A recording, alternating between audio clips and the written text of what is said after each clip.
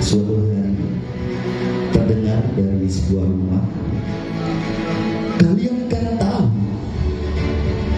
aku adalah pemimpin di sini. Aku yang paling bertanggung jawab atas kelangsungan hidup kalian. Aku pula yang menentukan surga dan neraka kalian. Maka kalian harus tunduk, harus patuh, dan harus hormat kepada aku. Kalau aku memerintah, segera laksanakan. Kalau aku melarang, segera berhenti. Jangan sampai ada yang melawan atau membangkangku. Suara sang ayah begitu menggelegar dan mengerikan. Tidak terima dengan perkataan suami, sang istri berkata, tidak bisa seperti itu. Akulah sang ratu. Aku sang ratu di rumah ini. Semua mauku harus dipenuhi. Kalau kau cinta dengan aku, ayo tunjukkan cintamu ke aku. Aku adalah garwa, sigaran nyawa. Maka perlakukan aku sehalus mungkin. Jangan kau pernah menyalahkanku. Kalau ada pasal atau peraturan di rumah tangga, maka pasal itu berbunyi. Ini kata sang istri. Pasal 1, perempuan selalu benar. Pasal 2, kalau perempuan salah, dikembalikan ke pasal 1. Ini curhat, Pak. Sementara sang anak tidak mau ketinggalan. Abi, akulah yang semestinya paling disayang di sini. Orang bilang aku adalah buah hati kalian. Aku harus dimanja-manja, ditimang-timang. Pokoknya apapun mauku harus kalian penuhi. Aku adalah amanah loh dari Sang Maha Kuasa yang harus dijaga. Pokoknya aku tidak mau dicegah. Aku tidak mau kena marah-marah. Aku maunya dimanja-manja. Aku tidak mau bersusah-susah, kata sang anak. Hadirin sekalian, seorang ayah seringkali bertahan atas egonya. Istri seringkali menuntut haknya. Anak berbuat sesuai apa maunya. Hadirin sekalian, apakah hal ini akan menjadikan keluarga kita sehat, sakinah, mawaddah, warahmah? Untuk menjawab itu, maka Sekolah Kreatif SD Muda Dusida menyelenggarakan seminar parenting dengan tema The Heart of Parenting, Spiritually and Mentally. Tepuk tangan untuk kita semua. Untuk memuja tema ini, Sekolah Kreatif SD Muda mendatangkan pembicara dari Kota Hujan, atau bisa kita kenal dengan Kota Seribu Angkot, dari Kota Bogor. Beliau adalah Ustadz Febria Fajria SPT, yang lebih akrab dengan panggilan Kang Febri. Kami persilakan kepada Kang Febri untuk menempati sofa panas yang ada di depan. Nah, 10 November kan ada kursi panas. Nah, sekarang kami persilakan kepada Kang Febri untuk menempati tempat duduk yang sudah kami siapkan. Tepuk tangan untuk Kang Febri, sang motivator parenting nasional. Winan mimbar deh, karena apa Kak? Mimbar. Selamat datang Kang Febri di Bumi Delta. Iya Pak, Kota Delta, Kota Udan, Kota Bandung, untuk bersama-sama berdiskusi tentang parenting pagi ini. Sebelumnya, Assalamualaikum warahmatullahi wabarakatuh. Hamdan wa syukranillah, la haula wala quwwata illa billah. Asyhadu an la ilaha illallah wa la syarikalah wa asyhadu anna Muhammadan abduhu wa rasuluh. Allahumma shalli ala Muhammadin wa ala alihi washabihi ajmain. Yang sama-sama kami hormati Kang Febri selaku motivator berbicara pada pagi hari ini. Yang kami hormati Ustaz Muhadi, perwakilan dari Majelis Tasmin, pimpinan daerah Muhammadiyah Sidoarjo, Ustaz Ilham selaku Ketua Majelis Jurnalis Pimpinan Ranting Muhammadiyah Kemangren, Bu Amalia Nur Faiza, beliau adalah sekretaris pimpinan cabang Aisyah Tulangan sekaligus sekretaris pribadi kami di rumah. Makanya tadi saya sempat curhatkan begini. Bu Sudi selaku pimpinan Ranting Aisyah Kemangren 1, dan Ustaz Uswatun pimpinan Ranting Aisyah 2 Kemangren. Dan yang kami banggakan Ustaz Fakhrudin selaku kepala sekolah kami, Ustaz Usada yang kami sayangi dan cintai, dan Bapak Ibu wali murid yang sangat luar biasa, begitu hebat. Tepuk tangan kita semua.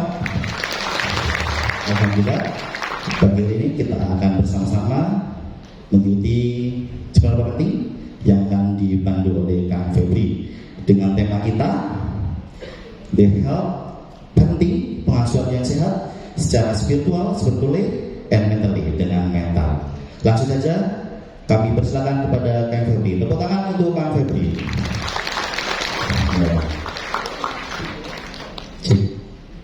Baik, jazakallah Ustaz Angga.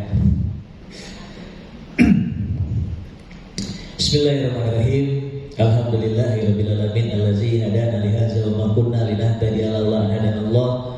Asyhadu an la ilaha illallah wa la syarikalah wa asyhadu anna Muhammadan abduhu wa rasuluhu la nabiyya ba'da. Allahumma shalli ala sayyidina Muhammad wa ala sayyidina Muhammad fil alamin innaka Hamidum Majid. Baik, Bapak Ibu sekalian, sama-sama kita berdoa semoga yang hadir di sini Allah berikan keberkahan dalam hidupnya. Ya Allah, yang jauh kami semangat, ya Allah tambahkan berkahnya berkali-kali lipat. Kenapa harus dipaksa dulu sih? Ya Allah, yang hadir di sini, yang duduk di sini sekarang bukan cuma berkah, ya Allah berikan juga rezeki yang berlimpah, kesehatan yang paripurna, umur yang panjang dan berkah juga. Anaknya dijadikan anak yang soleh dan solehah. Yang rindu banget dengan Baitullah, ya Allah segera berangkatkan, ya Allah. Masya Allah, umrohnya bisa berkali-kali, hajinya setahun 2 kali. Gak boleh ya Ustaz ya, diaminin aja pokoknya semuanya gitu. Baik, bismillahirrahmanirrahim. Assalamualaikum warahmatullahi wabarakatuh. Alhamdulillah, terima kasih buat Ustadz dan Ustazah panitia yang mengadakan acara keren ini. Saya juga jadi bisa hadir di sini di lokasi yang sama-sama nyaman. Mudah-mudahan pertemuan kita bisa membawa berkah ya. Dan mudah-mudahan pertemuan kita bukan cuma bisa membawa berkah, tapi juga pertemuan kita bisa menjadi sebab kelak kita bertemu di surga Allah Subhanahu wa taala. Tepuk tangan dong buat teman-teman panitia. Luar biasa. Baik, alhamdulillah.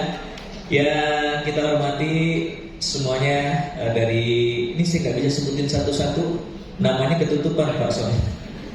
Ada kursinya nama-namanya. Tapi tadi dari Majelis Tikdas ya, dari Majelis Tikdas, Ustaz gitu, Ustaz Bahrudin dan para asatidz semua yang hari ini hadir, juga ibu-ibu dari Asia. Insyaallah mudah-mudahan hadirnya kita di sini menambah inspirasi buat kita semua, termasuk juga saya. Malam kemarin saya sudah banyak belajar. Mana jazakallah, salah satunya dengan Ustaz Novan. Jazakallah, banyak sekali insightnya dari Ustaz Novan. Saya bilang ini oleh-oleh yang akan saya bawa pulang gitu ya. Belajar dari SD muda ini. Soalnya banyak kebaikan-kebaikan yang hadir. Nah, mudah-mudahan bertambah kebaikan dengan kita bertemu. Amin. Baik, untuk menambah semangat kita, selamat pagi semua. Kalau saya bilang selamat pagi, boleh nggak jawab dengan satu kali tepukan?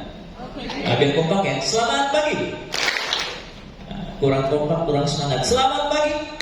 Oke, kalau siang 2 kali, siang luar biasa. Kalau sore 3 kali, belum kan? Baru dikasih tahu ya. Selamat sore. Sampai dengan nanti kalau ada kata pagi, siang, sore boleh bertepuk sesuai kesepakatan? Bisa ya? Bisa Bunda? Benar ya? Oke, kita cek ya. Pagi, siang, malam, kan gak ada.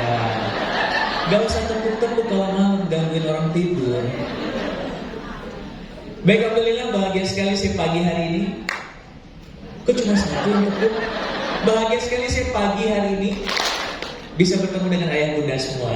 Alhamdulillah ya. Mudah-mudahan ayah bunda juga bahagia. Bahagia gak? Benar. Karena ini salah satu hal yang penting. Kenapa mental juga salah satunya dibahas? Karena anak-anak lebih membutuhkan orang tua bahagia dibandingkan dengan orang tua yang cerdas. Sepakat? Benar? Benar. Makanya bahagia di pagi hari? Bahagia? Bahagia?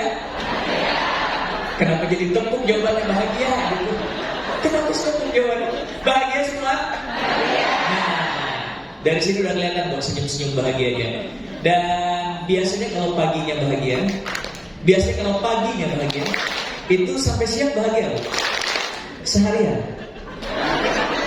Karena itu hidup itu dimulai dari bagaimana kita bangun tidur, betul ya? Kita bangun tidur dalam keadaan nyaman, kita bangun tidur dalam keadaan bahagia. Itu kita mengisi hari-hari kita, melewati hari-hari kita juga dengan bahagia, betul? Coba pagi hari bete, siangnya bete nggak? Iya nggak? Sorenya juga. Itu seharian nggak pun, kecuali ada hal yang berubah lagi, iya kan? Makanya titip-titip buat para bunda, titip-titip buat para bunda, tolong kondisikan pagi hari. Tolong kondisikan pagi hari. Kenapa para bunda? Kenapa sih titipnya ke para bunda bukan para ayah? Karena bunda itu matahari di rumah. Kenapa cie? Matahari kan panas. Cie, luar biasa. Gak bunda. Kalau matahari bersinar terang, maka semua akan terang kan? Ya begitu juga di rumah. Bundanya ceria, satu rumah akan bahagia. Satu teriakan bunda akan bikin satu rumah mencekam. Anak diteriakin, bunda lagi bete nih. Anak diteriakin, anak berangkat sekolah dalam keadaan yang gak enak, dalam keadaan emosi yang jelek, disambut sama guru-gurunya. Pelajaran masuk ke kira-kira? Enggak, maka tolong titip bunda boleh? Boleh? Iya memang banyak hal yang gak ideal biasanya di pagi hari itu. Banyak hal yang gak ideal biasanya di pagi hari itu. Tapi tahan-tahan. Bisa ya bunda? Bunda misalnya lagi masak. Bunda, kaos kaki di mana? Ada di loker. Gak ada bunda, udah aku cari. Cari yang benar. Udah aku cari bunda, cari sekali lagi. Bunda, hei kalau sampai bunda cari dan ketemu,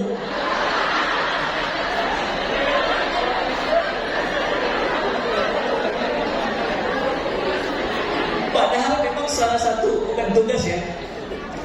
Bunda, salah satu kelebihan bunda memang dari sisi pencarian.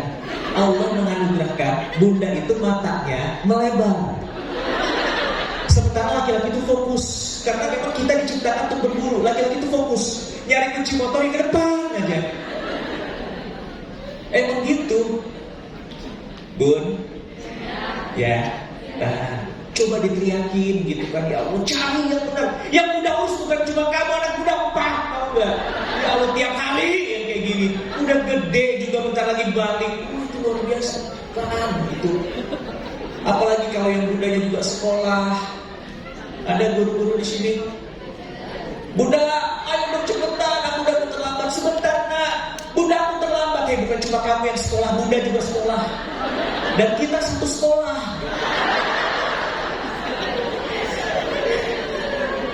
Nah itu luar biasa. Ya bunda ya. Oke. Dan bun, jangankan anak-anak bun, satu teriakan bunda bikin kami juga para suami itu serba salah. Ya. Ya bukan cuma moderator yang boleh curhat, pembicara juga boleh dong. Bunda hari Minggu lagi beres-beres bersih-bersih rumah. Suami gak bantuin, cuma scroll-scroll handphone doang. Gak usah curhat juga, Bu.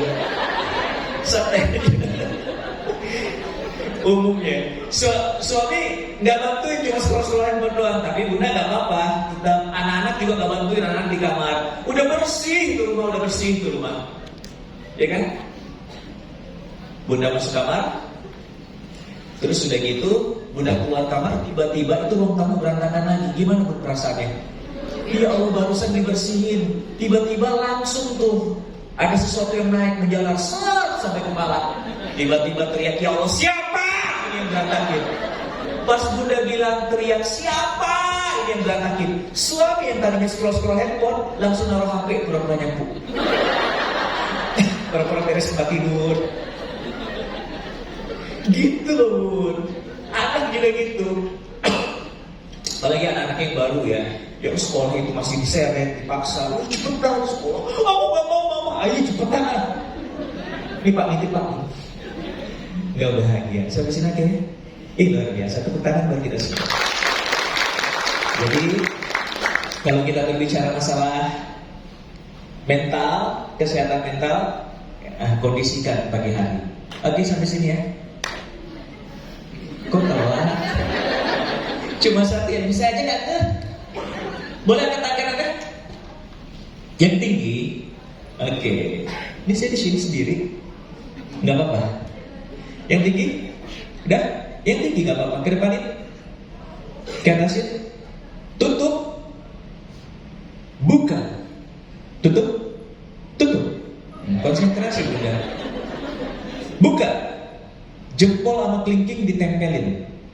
Jempol sama kelingking. Itu kenapa harus diperiksa dulu sih, Bu? Jempol sama kelingking kan ujung-ujung, kenapa harus dilihat dulu? Astagfirullahaladzim. Jempol semua katanya. Bukan saya ngomong loh, dengan sebelah sini. Gak apa-apa, angkat yang tinggi. Ke depan itu. Ke atasin. Gerakin pelan-pelan. Tarik nafas. Lebih cepat lagi. Lebih cepat lagi. Semakin konsentrasi, tarik nafas. Sambil mikir, pukul-pukul dagunya. Dagu mana dagu? Masih ada yang begini loh ayah. Dagu ibu udah.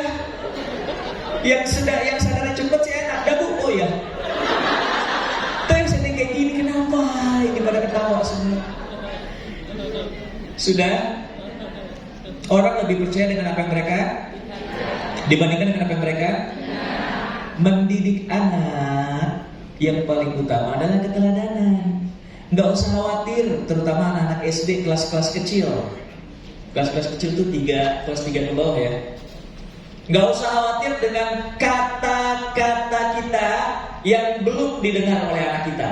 Tapi khawatirlah dengan sikap kita, tindakan kita yang setiap hari dilihat oleh anak kita. Deal? Anak mungkin gagal untuk mendengarkan nasihat kita, tapi jarang anak yang gagal untuk menirukan perilaku kita. Bun, anak-anak sekarang katanya gampang ngegas. Ngegas itu apa ya? Gitu. Nyolot. Anak sekarang katanya gampang ngegas. Sama orang tua tutur katanya lebih tinggi, nadanya lebih tinggi. Nah sekarang saya tanya, Bunda pengen anaknya punya tutur kata lembut? Mau? Bunda manggil anak gimana? Bisa ya, kalau lagi normal. Iya kan? Bunda lagi masak di dapur, anak lagi main di pekarangan. Bunda pengen panggil anaknya, Mas. Masnya gak dengar. Yang Bunda lakukan, perbesar volume, naikkan intonasi. Iya gak? Mas.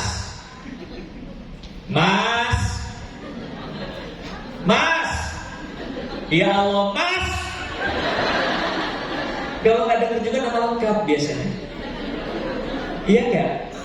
Katanya pengen anaknya untuk punya tutur kata lembut, tapi contoh dari kita tidak menunjukkan hal tersebut. Kalau pengen anaknya datang dengan kelembutan, maka ketika berbicara dengan anak, datangi anak juga dengan kelembutan, gitu. Makanya rumus dari komunikasi adalah kaki duluan, baru kaki duluan itu maksudnya apa? Jangan teriak, samperin, kan gak enak ya ngomong satu rumah teriak-teriak. Kak, ya bun, per, udah bun, per. Ini bun, ini di WhatsApp bunda. Teriak-teriak, samperin, duduk. Hei sayang, lagi apa? Lagi main. Boleh taruh dulu bunda, ngobrol sebentar. Sudah beres, itu lebih enak kan? Nada kita lembut, eye levelnya sejajar. Disamperin tapi kalau eye levelnya nggak sejajar juga nggak asik ngomongnya. Nah, duduk, samperin, eye levelnya sejajar, baru ngobrolnya asik. Karena teori komunikasi itu bukan tentang kata.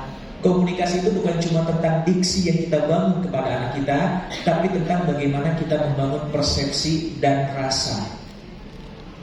Kalau kita biasa ngobrol sama anak kita dengan pola yang nyaman, anak ketika disamperin kita itu bahagia, nyaman juga, gitu. Sampai sini oke? Oke. Ayah pengen anaknya disiplin? Bunda pengen anaknya disiplin? Pengen anaknya ikut aturan main? Ikut aturan main di sekolah, ikut aturan main di rumah, pengen? Maka tolong contohin, ya. Ayah jangan nabrak lampu merah. Kalau ada one way itu jalan. Kalau jalannya satu arah, jangan dilanggar. Nah, gak ada anak saya nih. Saya tuh salah satu orang yang cukup ketat masalah aturan di jalan raya. Bukan cuma karena itu, karena kita sudah ada aturan, terus ngapain aturan dibuat gitu. Gak boleh parkir ya gak boleh parkir, gak boleh putar balik ya gak boleh putar balik, walaupun banyak yang putar balik di situ. Apalagi kalau kita bawa anak, Abi melanggar, putar balik di situ, gak ada polisi, nah masuk ke pikiran bawah sadar anak apa? Oh, selama gak ada yang lihat, selama gak ada yang berwenang, berarti gak apa-apa. Besok kalau korupsi gak ketahuan, berarti gak apa-apa. Gitu loh bunda. Selama gak ada bunda ngambil duit, berarti gak apa-apa. Itu yang kita tanamkan pada anak. Bunda lampu merah kok ditabrak, guru-guru tahu gak? Telat ntar kamu. Oh, berarti kalau kita buru-buru, kita boleh ngambil hak orang lain. Faham gak maksudnya? Nah, hal-hal seperti itu yang sebenarnya mungkin menurut kita sederhana, tapi mindset anak yang tertanam dalam diri anak sebaliknya. Sampai sini oke ya? Oke, tepuk tangan buat kita. Angkat lagi tangannya. Pegang sebelahnya. Sebelah kanannya, sebelah kanannya. Angkat, pegang sebelah kanan. Gak usah disilang-silang. Angkat, pegang sebelah kanan. Udah? Kalau nggak ada, nggak usah dipaksain yang ujung-ujung sini. Siapa yang mau dipegang? Ya udah, pegang kiri sendiri. Yang di sini nggak usah dipaksain. Udah, oke, angkat, pegang sebelah kanan. Ikutin saya. Tepuk-tepuk sambil bilang hai, hai, hai. Lebih semangat. Hai, hai, hai. Semangat ya, bukan dendam ya. Pulang dari sini saya nggak mau ada kepecahan antara para orang tua siswa. Sekali lagi, hai, hai, hai. Pak. Kalau bu berarti bu maaf ya.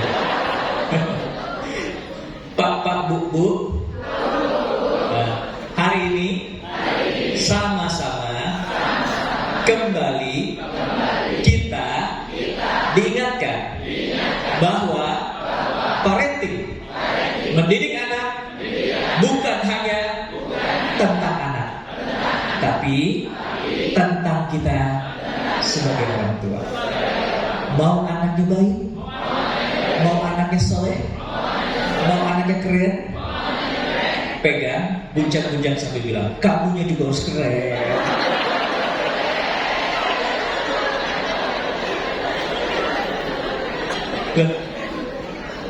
Banyak dari kita, termasuk saya mungkin, ketika mendidik anak itu fokusnya ke anak, tapi kita gak berusaha memperbaiki diri. Padahal kita adalah keteladanan. Padahal kalau bahasa anak sekarang, vibes-nya kita, vibrasinya kita itu terasa sama anak-anak. Lo susah ngajarin anak untuk sholat di masjid kalau bapaknya gak sholat di masjid. Susah untuk mengajarkan anaknya taat dengan aturan Allah Subhanahu Wa Taala, bapaknya, ibunya banyak melanggar aturan. Sampai sini oke ya? solehnya kita vibrasinya sampai ke anak. Rajinnya kita, semangatnya kita, bahagianya kita, vibes-nya akan sampai ke anak. Saya kasih oke? Oke, bismillahirrahmanirrahim. Alhamdulillah. Tepuk tangan buat kita semua. Boleh next? Oke, kenapa orang tua harus bahagia? Di awal langsung menyuruh bahagia, karena tadi ada hubungannya dengan mental kan? Kenapa orang tua harus bahagia? Karena orang tua bahagia itu akan mampu menciptakan begitu banyak kebaikan-kebaikan pada anaknya. Sekali lagi ya, orang tua bahagia itu akan banyak menciptakan begitu banyak kebaikan-kebaikan pada anaknya. Contoh, Bunda, ini kenapa Bunda terus ya? Nanti ada giliran lain. Bunda lagi capek fisik dan mentalnya, capek banget. Bunda beres-beres rumah udah rapi. Tiba-tiba anak numpain satu kontainer. Gimana Bu perasaannya? Ya Allah, Mas! Ini baru Bunda beresin juga, ya ampun ah. Tiap hari yang gini capek tau gak Bunda? Tiap hari beresin. Mas, Bunda hitung sampai 3. Kalau gak diberesin juga, Bunda buang semua mainannya. 1. Udah kayak ospek, anak kita paling hitung-hitung Pak. Ngeri sekali ospek. 1, 2. Tapi kalau Bunda bahagia, ayah bahagia, percaya deh, orang tua bahagia itu dia akan bisa memerankan perannya, terutama di rumah, dengan emosi yang stabil. Kalau orang tua bahagia ngelihat sesuatu yang sifatnya remeh, itu dia bisa kendaliin. Oh, adek numpain susu, nggak apa-apa, tanggung jawab ya nak ya, ada lapnya di situ. Boleh saya diberesin gitu. Enak nggak? Enak. Tapi kalau lagi nggak bahagia, lagi kesel, ya Allah ampun, nuang susu aja nggak bisa. Udah gede juga ya Allah, ngepel lagi Bunda ngepel. Kenapa Bunda harus ngepel? Ini saya udah kayak mama, kayak emosional ya. Sampai sini, ini ya Bunda ya. Nah, itulah nanti makanya ada ayah, ada Bunda yang saling bersinergi untuk menciptakan rumah yang nyaman. Sampai sini boleh? Boleh, nanti akan kita bahas ya. Tepuk tangan buat kita semua. Baik. Next boleh? Semua berawal dari rumah. Tadi saya bilang ya, jadi kebahagiaan dan yang lain-lain itu akan bisa kita ciptakan berawal dari rumah. Bu, ayah, pernah dengar istilah bayi pijat nanti? Apa? Mau rumahnya kayak di surga? Apa ciri-ciri surga? Indah. Apalagi? Udah pernah kesana? Oh belum ya, tapi digambarkan kan ya? Allah menggambarkan. Nah, salah satu ciri-ciri surga yang di spill itu apa? Bahasanya bahasa anak sekarang. Salah satu ciri-ciri surga yang dibocorkan di Al-Quran oleh Allah Subhanahu Wa Taala adalah udkhulu bisalamin aminin. Ya, keadaannya. Jadi masuklah kamu ke surga Allah Subhanahu Wa Taala dalam keadaan assalam dan aminin. Assalam itu apa? Keselamatan, kesejahteraan. Tapi ada ulama-ulama yang mendefinisikan assalam itu memang makna salam yang sesungguhnya. Salam yang sesungguhnya gimana Bu? Nah, assalamualaikum warahmatullahi wabarakatuh. Karena di ayat lain, di surat yang lain, Allah juga menyampaikan la yasma'una fiha lagwan illa salaman. Jadi di surga itu nanti nggak ada perkataan yang mubazir, nggak ada perkataan yang sia-sia, kecuali ucapan salam. Nggak ada perkataan yang nggak baik, ucapan salam. Jadi ucapan salam itu adalah salah satu ciri-ciri. Nah, berarti secara teknis boleh kita praktekin ya. Kalau pengen rumahnya kayak di surga, budayakan salam. Tapi salam yang beneran Bun. Gimana? Nah gitu. Masuk rumah, assalamualaikum warahmatullahi wabarakatuh. Enak. Jangan sampai Waalaikum. Waalaikum itu apa? Mikum itu apa? Iya gak? Kalau kita mengucapkan assalamualaikum warahmatullahi wabarakatuh, kita berdoain ke rumah minimal 3 hal. Assalam, keselamatan, kesejahteraan, warahmah, rahmat Allah, wabarakatuh, dan keberkahan. Allah turunkan ke rumah ini, Allah turunkan kepada penghuni rumah ini. Enak gak doanya? Nah, Assalamualaikum apa yang ingin Allah turunkan? Masuk kamar anak, ucapkan salam. Assalamualaikum, gitu ya ayah ya, ya bunda ya, supaya berkah rumah kita. Kalau berkah itu banyak, Allah akan cabut keburukan-keburukan dari rumah kita. Bisa dibudayakan? Walaupun kalau kita nggak pernah ataupun jarang sekali untuk salam lengkap, sekalinya masuk rumah pakai salam lengkap, penghuni rumah kaget juga. Assalamualaikum warahmatullahi wabarakatuh. Operator bank syariah dari mana? Ada orang bank syariah, itu dari mana gitu? Nah, itu luar biasa ya, nggak apa-apa dibudayakan. Ya. Nah, yang kedua ini, udkhulu bisalami, rasa aman. Bu, ayah, sudah merasa aman gak di rumah? Karena itu salah satu ciri-ciri surga. Udah aman? Nah, bareng-bareng kompak. Bunda sudah merasa aman? Ayah merasa aman? Bapaknya siapa tuh? Mana istrinya? Apa ciri-cirinya? Atau anak-anak udah merasa aman belum, Bu? Kalau anak dipanggil bunda atau dipanggil ayah, datang dalam keadaan ceria, biasa aja gitu, nggak ada hal kekhawatiran, itu aman.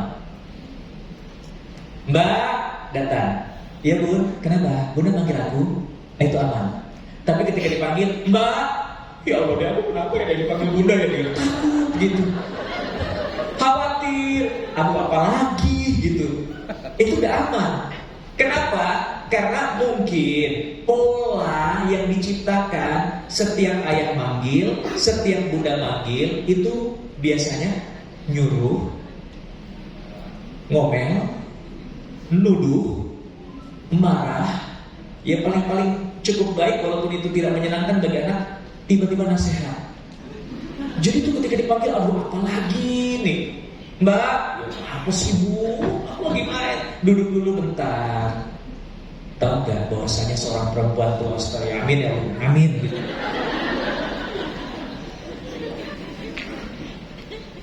Sampai sini kan ya. Nah hati-hati, banyak anak yang akhirnya ketika 14 tahun ke atas atau ketika fase-fase baliknya itu nggak mau curhat karena pola yang terjadi dalam komunikasi tidak membangun rasa nyaman. Enggak ya? Yang undang saya kesini siapa? Ustaz Angga? ST Muda ya, melalui siapa pertama yang menghubungi? Ustaz Sendiri ya? Yang pertama kali. Tahu dari mana nomor saya? Dari IG ya? Dari IG. Dan salah satu yang dilihat obrolan saya dengan putri saya. Nanti kita spill obrolannya. Itu udah dilihat lebih dari 5 juta audiens gitu ya di IG. Dan banyak yang nanya, kok asik banget ngobrol sama putrinya. Bukan saat itu saya ngobrol sama putrinya untuk asik, tapi itu saya bangun ketika dia dari kecil, bagaimana saya timang-timang, bagaimana saya mandiin dia, bagaimana saya bercerita dan seterusnya. Saya nganterin ke sekolah sehingga anaknya enak aja mau terbuka.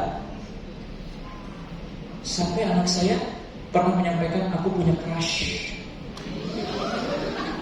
Usia 10 tahun, wah langsung kan namanya bapak, anak perempuan punya crush, bapak cinta pertamanya, ya siapa itu crushnya, langsung saya cari tahu tuh laki-laki siapa, golongan darahnya apa gitu kan.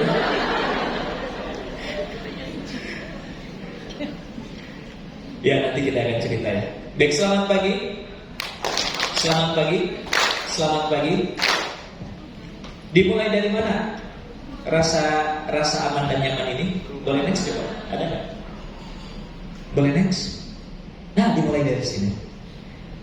Akan terciptanya rasa aman, rumah yang seperti surga ketika ayah dan bunda itu bersinergi untuk membentuk harmonis, sakinah. Karena salah satu tujuan nikah itu kan itu ya, litas dulu ilaiha, gitu kan, bagaimana ayah dengan bunda itu sakinah, baru setelah itu mawaddah warahmah pasca itu. Sampai sini oke ya? Ini dulu tolong ya. Kenapa? Karena kalau anak ngelihat orang tuanya itu kompak, orang tuanya saling mencintai, vibes itu akan sampai pada anak. Anak akan tinggal di lingkungan yang nyaman. Orang tuanya perang dingin, diem-dieman, maka anak juga akan merasakan dinginnya itu. Apalagi orang tuanya sudah lempar-lemparan, lempar-lempar pantun. Oh, Apa? Oh, orang Melayu enggak ya? Bukan lempar batu ya. Dulu pernah lempar-lempar enggak, Bu? Enggak, alhamdulillah. Awal-awal nikah masih lempar-lempar bunga. Udah 5 tahun nikah, bunga dilempar, tapi sama pot-potnya gitu. Bahaya kan? Ya. Ayah memuliakan bunda. Anak laki-lakinya akan belajar nanti bagaimana caranya bersikap pada seorang wanita. Bunda menghormati ayah. Di situ akan kelihatan bahwasanya, oh gitu cara istri memperlakukan seorang suami. Saling mencintai, saling menghargai. Itu anak pun akan kelihatan vibrasinya. Bu, maaf, bunda ngebentak-bentak ayah di depan anak-anak. Kira-kira wibawa ayah jatuh nggak? Jatuh. Besok-besok ketika ayah nyuruh anak apa? Halah bacot, ayah juga dimarahin bunda. Itu tolong jaga kekawaman suami itu, salah satunya adalah termasuk ayah. Jangan pernah meremehkan bunda di depan anak-anak. Jangan pernah mengecilkan bunda di depan anak-anak, apalagi sampai memarahi dan yang lain-lain. Karena besok anaknya juga akan bersikap seperti itu. Sampai sini oke ya? Oke, deal sampai sini? Akur. Karena kalau bunda dan ayah saling mencintai, itu mentalnya akan sehat, mental akan sehat. Contoh gini, boleh kita bahas dikit detail ya. Kebutuhan laki-laki atau perempuan itu sama nggak? Kebutuhan dasarnya sama nggak? Kebutuhan dasar itu bukan makan dan yang lain-lain gitu, kebutuhan psikisnya. Lagi di sono. Perempuan akan merasa dicintai kalau apa? Hah? Kalau diperhatikan, kalau dimengerti, kayak lagu banget. Karena wanita ingin dimengerti. Betul ya? Ada yang tahu nggak apa? Jangan-jangan saya dulu zaman dulu nih. Oh ya? Perempuan akan merasa dicintai kalau dia dimengerti, kalau dia diperhatikan. Tapi enggak dengan suami. Beda. Suami akan merasa dicintai kalau dia dihargai dan dipercaya. Jadi kalau suami punya masalah, bukan diperhatikan gitu, oh baik kenapa, kasihan banget, gak suka suami digituin. Cowok gitu loh, gak suka digituin. Kalau perempuan, kalau ada masalah suka ditanyain, kenapa bunda ayah cerita, berarti lo tahu gitu. Ya enggak? Ayah bunda ganti parfum, ayah tahu, bunda ganti parfum nih. Itu seneng gak? Ya Allah, dia memperhatikan detail-detailnya. Tapi bunda udah ke salon, potong rambut, siap-siap nyambut suami. Ayah, apa ada yang berubah nggak? Enggak, biasa aja. Enggak, biasa aja. Ayah, coba lihat lagi apa ada yang berubah nggak? Enggak, udah. Coba lihat lagi gitu. Oh iya, potong rambut, ya Allah. Kita sampai detail gitu. Ayah tanpa harus bunda tuntut, tapi ayah tahu. Keren banget bunda baju barunya gitu. Nah itu luar biasa. Wangi banget nih parfum baru ya? Enggak, bunda nggak beli parfum, tester doang tadi. Habis pulang dari mall. Sampai sini oke ya? Jadi kalau punya masalah, senang kalau didengerin. Bunda, kalau perempuan punya masalah memang senang untuk didengerin dan senang untuk perempuan butuh didengar, laki-laki butuh didengar, tapi kebutuhannya sama nggak? Perempuan butuh didengar karena perempuan tuh ingin suaminya atau lawan bicaranya tahu apa yang dia rasakan, tahu bagaimana kondisinya. Ayo lo ngertiin gua dong, kamu ngertiin aku dong. Itu. Tapi laki-laki butuh didengar oleh istri buat apa? Bukan supaya kamu tahu apa yang aku rasakan, tapi aku tolak, aku memimpin, tolong jangan dipotong. Iya kan Pak? Coba ngomong. Baik udah. Ya, jadi kita ingin mengubah bagaimana kondisi rumah kita. Jadi mulai hari ini, insya Allah yang kita perbaiki adalah sholat. Langsung dibuka mau budak sholat zuhur aja biasa 2:30 gitu misalnya. Ah itu kan wibawanya kepotong. Dengerin, oke siap ya, siap. Dengarkan karena yang berbicara saat itu adalah pemimpinnya rumah tangga. Bu, kalau punya atasan kita potong, kita stop, gimana perasaannya? Tolong dengarkan dengan seksama. Sampai sini oke ya? Oke, tepuk tangan buat kita semua. Nah, saling ngertiin, saling tahu sifatnya, itu adalah hal yang luar biasa. Masalahnya adalah kadang suami nggak tahu kebutuhan istri, istri juga nggak tahu kebutuhan suami. Perempuan kalau punya masalah cerita, iya nggak? Iya nggak? Betul. Ayah, salah satu hal untuk mengurai stresnya para wanita, masalahnya itu dia ceritakan. Tapi yang dibutuhkan wanita cuma didengar. 90% permasalahannya selesai hanya cuma didengar. Nggak usah dikasih solusi. Walaupun saya tahu kita nih para laki-laki Allah anugerahkan otak yang menyelesaikan kasus. Nggak ya? Kita laki-laki memang kayak gitu. Jadi ketika ada yang bercerita, langsung di otak muter. Padahal nggak usah capek-capek muter. Nggak usah capek-capek muter otak. Yang harus kita lakukan, cukup sediakan 2 telinga dan muka yang pura-pura empati. Selesai masalah. Aman hari itu ayah. Walaupun hati-hati ayah. Beberapa hari lagi kadang muncul bis dadakan. Ayah masih ingat gak yang 3 hari lalu udah cerita tentang Bu RT? Menurut ayah gimana? Ya Allah yang mana lagi asli? Wah itu beban hidup langsung. Sampai sini oke ya? Beda bunda. Laki-laki ketika punya masalah gak pengen didengar. Bunda tahu nih, ayah pulang. Assalamualaikum. Ya Allah, pulang sepatu taruh sana. Nggak biasanya gitu terus nyender. Tiba-tiba gini, bunda tahu ada yang beda. Ini kayaknya suami punya masalah nih, ya nggak? Nah, bunda nggak ngerti bahwasanya laki-laki nggak butuh didengarkan. Tapi karena bunda baik, bunda merasa laki-laki itu sama dengan bunda, ngerti nggak? Ayah kenapa? Nggak apa-apa capek doang. Biasa juga pulang capek. Ayah ada masalah ya? Iya ada sedikit persoalan di kantor. Cerita sama bunda. Enggak apa-apa. Cerita gak apa-apa. Iya nanti aja. Jadi kita udah nikah 15 tahun kamu gak percaya sama aku. Nambah lagi masalah cowok. Iya kan? Udah dia punya masalah di kantor, diem, pulang ke rumah pengen menenangkan diri, ditambah lagi sama istri yang ngantuk gara-gara gak diceritain. Hei, Bunda Khadijah, ya. Ibunda kita nih, ibunda kaum muslimin.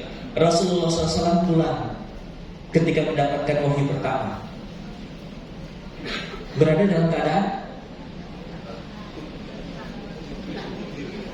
Tapi apa kata Rasul? Selimuti aku. Cuma itu doang kan? Bunda Khadijah tahu Rasul lagi punya masalah, tapi gak kepo. Kenapa suamiku? Dulu kan belum jadi Rasul ya. Kenapa suamiku? Enggak apa-apa. Ayo cerita dong gitu. Coba bayangkan kalau Bunda Khadijah kepo. Sirah kita akan berubah pasti kan? Tapi beliau tahu pemilik hati itu adalah Allah Subhanahu wa taala, maka beliau doakan. Nanti biar Allah yang menenangkan Rasul. Sampai sini enggak ya? Enggak? Wanita punya toa, laki-laki punya goa. Apa? Wanita punya toa, laki-laki punya goa. Maksudnya apa? Wanita kalau punya masalah kan bercerita dengan toanya. Aku ditolong dong, perhatiin gitu. Kalau laki-laki ketika punya masalah, dia akan masuk ke goanya, kontemplasi. Dia kenapa bisa kayak gini ya? Kontemplasi, merenung, mencari solusi. Itu laki-laki. Ceritanya nanti kalau masalahnya selesai. Maaf ya bunda ya, 3 hari ini ayah agak sedikit dingin sikapnya. Maaf ada masalah di kantor, tapi alhamdulillah sudah selesai. Itu ketika udah selesai. Cowok tuh pengen nunjukin masalah gitu doang. Sampai sini enggak ya? Nah, saling naluin, saling ngerti. Itu yang akan membuat rumah itu oke. Ini kenapa saya agak bahas cukup lama? Boleh next nggak? Ada nggak contohnya ya?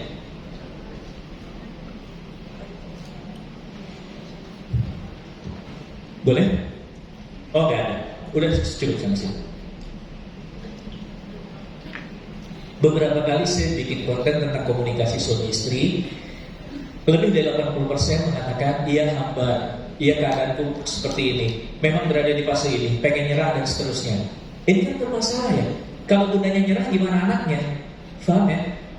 Bundanya nyerah gimana? Dengan anak-anaknya. Bundanya nyerah nanti gimana dengan kondisi anak-anaknya. Nah oleh karenanya para bunda, para ayah, ayo perbaiki. Saya pernah bikin juga satu konten tentang serumah tapi tak sejiwa. Tahu maksudnya, bisa digambar ya? Atau kalau bahasa lainnya, tinggal bersama tapi tidak hidup bersama. Masing-masing aja. Tinggal satu atap, tinggal bersama tapi hampir tidak ada kebersamaan. Komunikasi di antara mereka kurang. Tinggal satu atap tapi tidak ada kesejiwaan, tidak ada chemistry di antara mereka. Anak sibuk dengan gamenya, bunda sibuk dengan cekot-cekot keranjang Shopee, nonton drama Korea, ayah sibuk dengan kerjaannya, scroll-scroll medsos, ya, dan yang lain-lainnya, sehingga tidak ada komunikasi seperlunya aja. Pertanyaannya adalah, ketika tidak ada komunikasi, bagaimana ada ikatan hati? Ketika tidak ada ikatan hati, bagaimana muncul rasa empati? Sampai sini paham? Katanya mau saling paham, mau saling ngertiin, tapi gak ada empati di antara kita. Makanya coba ngobrol sama anak, ngobrol sama pasangan. Bun, ayah, penting bagi pasangan untuk sering-sering ngobrol hal gak penting. Ngerti gak maksudnya? Penting bagi pasangan untuk sering-sering ngobrol hal gak penting. Ngobrol aja hal yang receh. Bapak-bapak kalau ngobrol sama temennya kan ngobrol 2 jam asik ya. Nah gitu di istri, ngobrolin jokesnya bapak gitu. Kan banyak itu stoknya walaupun garing gitu kan ya. Gak apa-apa keluarin buat istrinya tebak-tebakan atau apa ya, tebak-tebakan rayuan yang ya mungkin bagi istri enggak banget deh gitu. Ya tapi gak apa-apa, ibu juga gitu. Coba bayangkan, jarang ngobrol, sekalinya ngobrolin hal yang berat, pusing gak? Pusing, jarang ngobrol, tiba-tiba langsung ayah datang duduk nanya, Bunda, menurut Bunda gimana kondisi sosial, geopolitikal, dunia pasca invasi? Waduh, luar biasa itu, berat. Jangan ngobrolin itu, ngobrolin masalah ekonomi aja bisa emosi loh ketika jarang ngobrol. Ayah, bulan ini kebutuhan kita banyak ya, anak kita bentar lagi mau sekolah, suami baru datang, momennya gak pas, kira-kira emosi gak? Tar dulu ngapa sih gitu. Ayah baru datang, tiba-tiba Bunda bilang, ayah, aku tadi dipanggil ke sekolah, kenapa? Anak kita nyakar muka kepala sekolah. Berat itu. Tapi kalau udah terbiasa ngobrol hal yang receh, udah terbiasa ngobrol hal-hal yang ringan, percaya deh, ya, hal berat pun akan lebih terasa mudah diobrolkan, didiskusikan. Karena udah saling ngerti tadi. Sampai sini oke? Oke, tepuk tangan buat kita semua.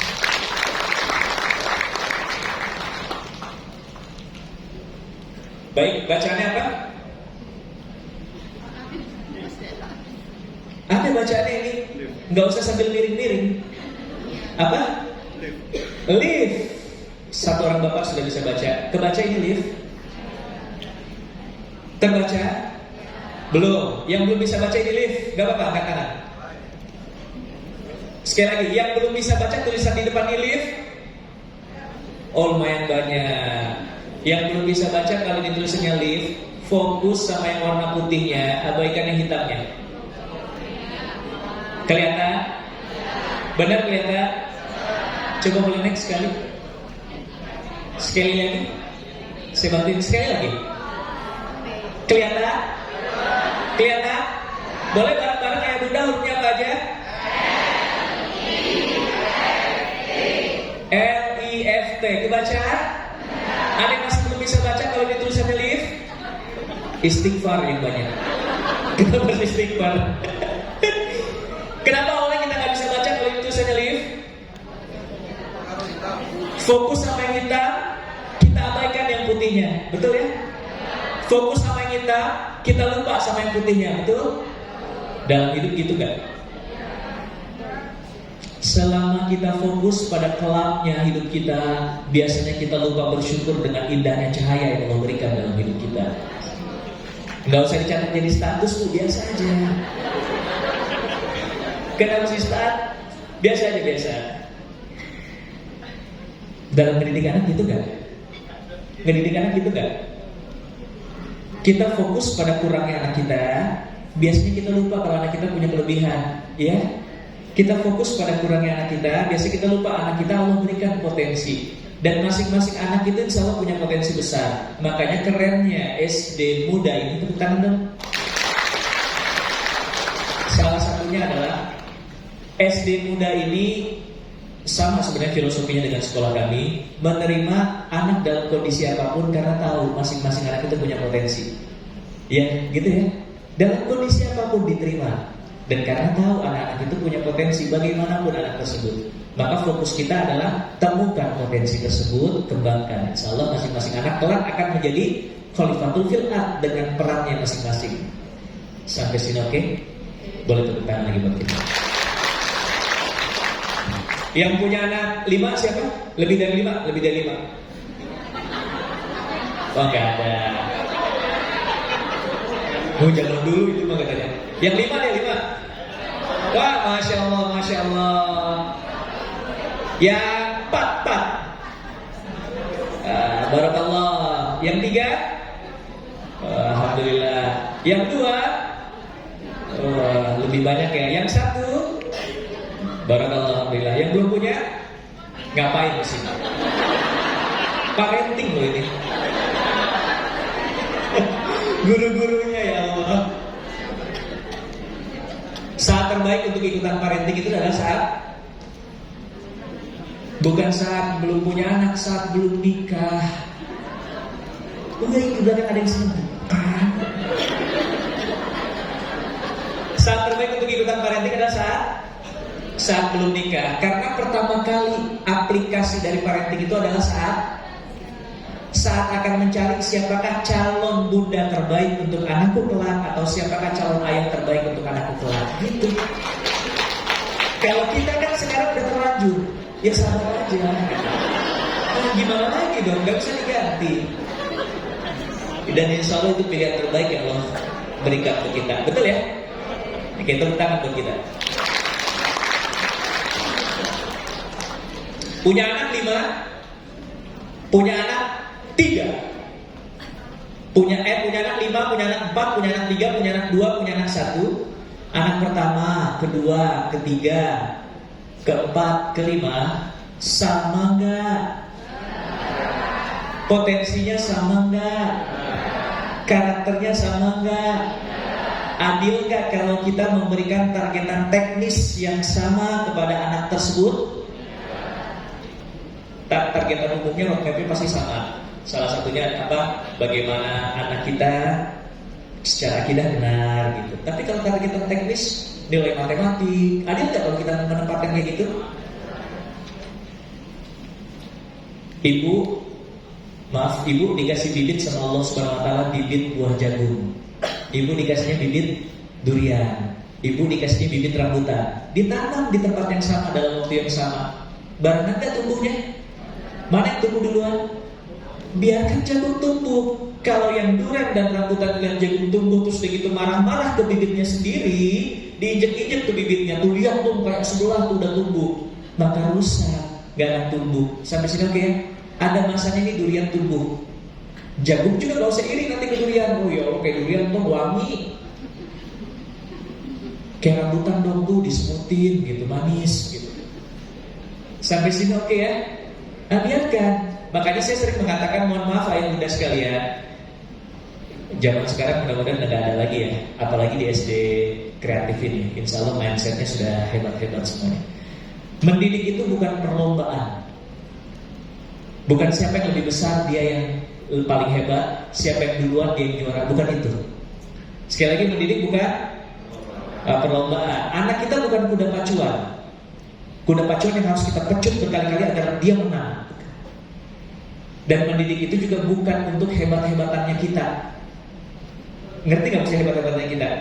Kita mendidik anak supaya nanti ada yang puji, wih keren, anak yang masuk universitas ternama. Bukan itu. Wih keren, anaknya udah hafal 30 juz. Bukan itu. Kalau bagi kita, mendidik adalah tanggung jawab yang memberikan pada diri kita. Ya, maksimalkan tanggung jawab itu supaya kelak nanti kita bersaksi di hadapan Allah Subhanahu Wa Taala, udah maksimal ya Allah. Bukan untuk hebat-hebatan. Makanya anaknya gak usah diadu-adu. Tahu diadu-adu gak? menjadikan anak itu sebagai komoditas untuk menaikkan dirinya dia di mata tongkrongan. Ngerti gak maksudnya? Di mata tongkrongan itu supaya kelihatan keren gitu loh kalau anaknya hebat. Makanya kalau anaknya prestasinya kurang tuh dicubit, ya baru malu kalau nongkrong. Apa yang bisa mama banggain dari kamu gitu? Bukan itu lagi. Sampai sini oke ya? Kalau di tongkrongan coba saling ngebanggain anaknya. Enak gak iklimnya? Nggak enak. Tahu nggak? Anak aku dong 4 tahun, keren, udah bisa baca kata per kata. Nanti kan ada yang gak mau kalah. Masih biasa bu, anak saya 5 tahun baca majalah. Ada lagi yang gak mau kalah. Itu mau masih biasa. Anakku 6 tahun baca pikiran. Luar biasa. Ya Allah, ya Allah, ya Allah. Udah bukan masanya lagi untuk seperti itu gitu ya. Makanya fokus kita adalah bagaimana menghebatkan anak kita, bagaimana membuat anak kita keren dengan potensi yang mereka miliki. Fokus pada potensi. Tahu burung elang terbang, keren kan? Karena memang itu potensinya lah. Kalau orang bergerak sesuai dengan potensinya pasti akan kelihatan keren, pasti akan kelihatan hebat. Elang pergi ke arah kita, takut nggak kita? Elang nyamperin kita dengan berlari, takut nggak? Siapaan sih gitu? Nggak ada wibawanya itu elang. Lari yang jago, siapa yang jago lari? Citah, kuda. Kalau mereka lari otot-ototnya kelihatan nggak? Otot-ototnya kelihatan. Tapi kalau kuda udah masuk laut, nyemplung laut, keren nggak? Gagah nggak? Lautan punyanya siapa? Saya tahu lautan punya Allah, saya tahu. Yang di laut, yang di darat, yang di udara, semua kepunyaan Allah, bunda. Ada aja loh yang ngomong gitu. Ya Allah, saya tahu. Kan babnya bukan itu, kita lagi ngomongin binatang ini. Religius sekali loh, luar biasa. Ya tolong jangan dijawab Allah lagi ya. Itu babnya udah selesai ya. Siapa penguasa lautan? Hiu. 200 meter kita ngelihat hiu, siripnya doang tuh muncul. Takut gak kalau di laut? Takut. Hiu cepet karena kita 200 meter takut. Tapi kalau hiu sudah terdampar di pantai, takut gak? Jangankan 200 meter, kita samperin tuh hiu. Ya Allah, kenapa bro? Tiduran di sini sih gitu. Potensinya hiu bukan di pantai, dipaksain semaksimal apapun. Anak kita disuntikkan sama Allah Subhanahu Wa Taala, dibekali sama Allah Subhanahu Wa Taala satu potensi. Kita ngegenjot anak kita tidak sesuai dengan potensi yang Allah berikan. Berat buat anak kita. Ada yang logika matematikalnya bagus, ada yang spasialnya bagus, ada yang interpersonalnya bagus, ya. Beda-beda. Ada yang body kinestetiknya bagus, memang olahragawan, cocoknya nggak apa-apa. Masing-masing orang punya. Rasul juga kan gitu ya. Kenapa Rasul nggak pernah mengamanahi Umar bin Khattab, Abu Bakar As-Siddiq sebagai panglima perang? Karena tahu potensi mereka bukan itu. Potensi mereka adalah negarawan. Sudah disiapkan telah sama Rasulullah SAW 4 sahabat ini sebagai negarawan, sebagai seorang khalifah. Rasul tahu siapa yang pantas untuk menjadi intelijennya, megang rahasianya. Sampai ketika perang Khandaq, siapa yang Rasul minta? Ketika itu usulannya dari Salman. Tapi ketika lagi suasana mencekam untuk memata-matai, siapa yang diminta? Huzaifah kan? Kum antum ya Huzaifah, gitu kan? Huzaifah. Karena memang potensinya itu. Bahkan ketika Rasul meninggal, Umar bin Khattab, Abu Bakar As-Siddiq sudah meninggal juga, Umar bin Khattab diangkat menjadi khalifah. Yang pertama kali terpilih adalah Huzaifah. Di antara kabinetku nih, di kabinetku ada orang munafik nggak yang disebutkan Rasul? Karena beliau yang menyimpan rahasia, nggak boleh dibocorin. Atau siapa orang munafik yang di kabinetku? Nggak boleh dibocorin. Ada nggak gitu? Apakah aku termasuk di dalamnya? Sampai kayak gitu ya. Rasul tahu kalau untuk jadi sekretaris pribadinya siapa. Rasul tahu kenapa Usama bin Zaid ditempatkan sebagai panglima perang meskipun usianya muda gitu. Karena itu potensinya. Sampai sini oke ya. Nah ibu bahagia aja dengan anak. Ada anak-anak yang potensinya kelak akan muncul. Tapi tugas kita tadi sebagai orang tua, ayo bantu bareng-bareng cari tahu itu apa potensi anak kita. Sampai sini oke ya. Dia tepuk tangan untuk kita semua. Jadi jangan diadu, Jangan diadu-adu, jangan dijadikan perlombaan. Ini ada yang suka salah paham. Kalau ketika saya mengatakan pendidikan bukan kompetisi, bukan berarti kita nggak mengajarkan anak kita kompetisi. Faham ya? Maksud saya orang tua tuh jangan saling berkompetisi untuk anakku lebih hebat gitu loh. Enggak ya maksudnya ya. Anak sih kita sampaikan untuk berkompetisi dan fastabiqul khairat, ya memang harus kayak gitu. Tapi kitanya jangan menjadikan anak kita bagian dari kuda pacuan. Kitanya tersiksa, mental health kita terganggu, anak kita juga terganggu. Terganggu nggak kita? Kalau menargetkan anak harus lebih hebat dari anak orang lain, terganggu nggak kita? Pasti terganggu ketika anak orang lain hebat. Ya, anakku mau gini-gini banget ya. Capek kitanya. Anak akan terganggu juga nggak? Akan beban nggak? Kenapa? Karena kita akan menggenjot anak kita nanti. Akan kita genjot tuh anak kita nanti. Padahal itu udah batas maksimalnya. Gitu. Makanya saya sering mengatakan yang harusnya kita lihat dari anak kita itu bukan hasil akhirnya tapi prosesnya. Ya, bukan cuma sekedar berapa nilainya, nak, tapi bagaimana kamu bisa mengerjakan itu dan bisa mendapatkan nilai seperti itu. Oh, nilaiku cuma dapat C. Oke, nggak apa-apa kali ini C. Tapi kemarin maksimal belum genjot supaya prosesnya maksimal. Karena Allah tanya nanti bukan hasil. Sekali lagi ya, di Al-Quran kan Allah nggak pernah nanya hasil ya, tapi proses. Wa qul i'malu fasayarallahu amalakum wa rasuluhu wal mu'minun wasaturaduna ila alimil ghaibi wasyahadah fayunabbiukum bima kuntum ta'malun. Suruhnya beramal aja, beramal. Maka biarkan amal itu Allah dan Rasulnya akan melihat. Biarkan hasil akhirnya Allah yang akan menilai. Apapun itu, termasuk juga kita mendidik anak kita sebagai orang tua, gitu. Bukan menjadikan anak kita soleh. Nah, salah satu beban mental kita adalah, maaf ya boleh saya sampaikan, mungkin juga dulu saya kayak gitu. Salah satu yang membuat kita kena mental sebagai orang tua adalah karena dalam pikiran kita berusaha untuk mengubah anak kita. Padahal tugas kita menjadi memfasilitasi kebaikan, ngajarin anak kita dan segala macam. Masalah hati yang membolak-balikan hati itu adalah Allah Subhanahu wa taala. Sekali lagi, Bunda, Ayah, kita ini motivator buat anak kita. Kita ini inspirator buat anak kita. Kita ini fasilitator buat anak kita. Tapi kita bukan hidayator. Hidayator itu Allah. Iya enggak? Makanya saya pernah disampaikan oleh mentor-mentor saya ya, dalam parenting itu kan saya banyak belajar juga. Jangan pernah berpikir, ini ulama yang mengatakan, jangan pernah berpikir kamu mampu mensolehkan anakmu, karena itu adalah haknya Allah. Tapi kita harus punya andil, enggak ya? Kita harus punya andil, kita harus punya usaha untuk bisa mengantarkan anak kita menjadi anak-anak yang keren. Kalaupun enggak nantinya, tapi usaha kita itu yang Allah nilai. Makanya gak usah bangga juga ketika kita sebagai orang tua punya anak soleh, tapi kita gak ikut andil. Ngerti gak ya maksudnya ya? Anak kita tiba-tiba soleh sendiri, itu harus kita khawatir gitu. Saya gak punya andil sama sekali nih buat mensolehkan anak ini. Kok gak diajarin, tau-tau udah bisa Al-Fatihah.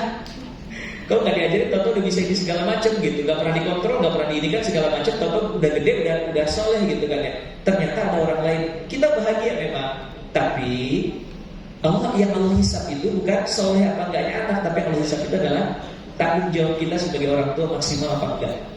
Kita nanti akan kita bahas yang ini. Bunda, terutama para bunda, hari ini kesehatan mental bunda itu kan banyak ya, isu kesehatan mental itu. Salah satunya karena itu ingin mengubah suami, ingin mengubah anak, padahal anak dan suami hatinya itu adalah kepemilikannya yang punya siapa? Allah Subhanahu wa taala. Usaha gak apa-apa, ngajak ngobrol lagi, belajar lagi, berdoa lagi, tapi pasrahkan semuanya pada Allah Subhanahu wa taala. Deal? Biar mental kita enggak kacau-kacau amat gitu. Deal? Benar. Akur. Allah udah ngomong berkali-kali gak didengar, ya Allah. Aku orang tua gak dihargai. Boleh evaluasi cara ngomongnya kok kayaknya gak benar deh. Kenapa dia gak mendengar dan segala macam. Tapi dibalik semua itu lagi-lagi minta sama Allah. Itulah kenapa ini tadi lupa dibahas saya. Selamat pagi. Selamat pagi. Selamat pagi. Itulah kenapa kita sebagai orang tua itu hubungan dan relasi kita dengan Allah Subhanahu wa taala, ya Allah. saya ingatin diri saya sendiri. Relasi kita dengan Allah Subhanahu wa taala itu diperkuat. Semakin kita kuat relasi kita dengan Allah Subhanahu wa taala, maka insya Allah dan mudah-mudahan itu adalah jadi wasilah anak-anak kita pun dekat dengan Allah dan gampang untuk diarahkan. Sampai sini oke ya? Pengen dekat sama anaknya, pengen punya ikatan hati dengan anaknya, pengen punya relasi baik dengan anaknya, maka perkuat relasi kita dengan Allah dan perkuat relasi dengan pasangan, terutama para ayah. Kenapa saya bilang terutama para ayah? Kenapa terutama para ayah? Kenapa? Gue pernah mikirin diri sendiri. Kenapa terutama para ayah saya bilang? Kenapa ayah harus punya ikatan hati atau relasi yang baik dengan bunda? Karena relasi ayah yang baik dengan bunda itu akan memperkuat hubungan ayah dengan anak. Kenapa? Karena anak 24 jam sama bunda. Nabi Ibrahim alaihissalam dengan Nabi Ismail itu kan ketika kecil ditinggalin dan gak ketemu, betul ya? Tapi kenapa Nabi Ismail alaihissalam begitu mengidolakan dan ngefans sama bapaknya? Padahal gak pernah ketemu. Kenapa? Kenapa?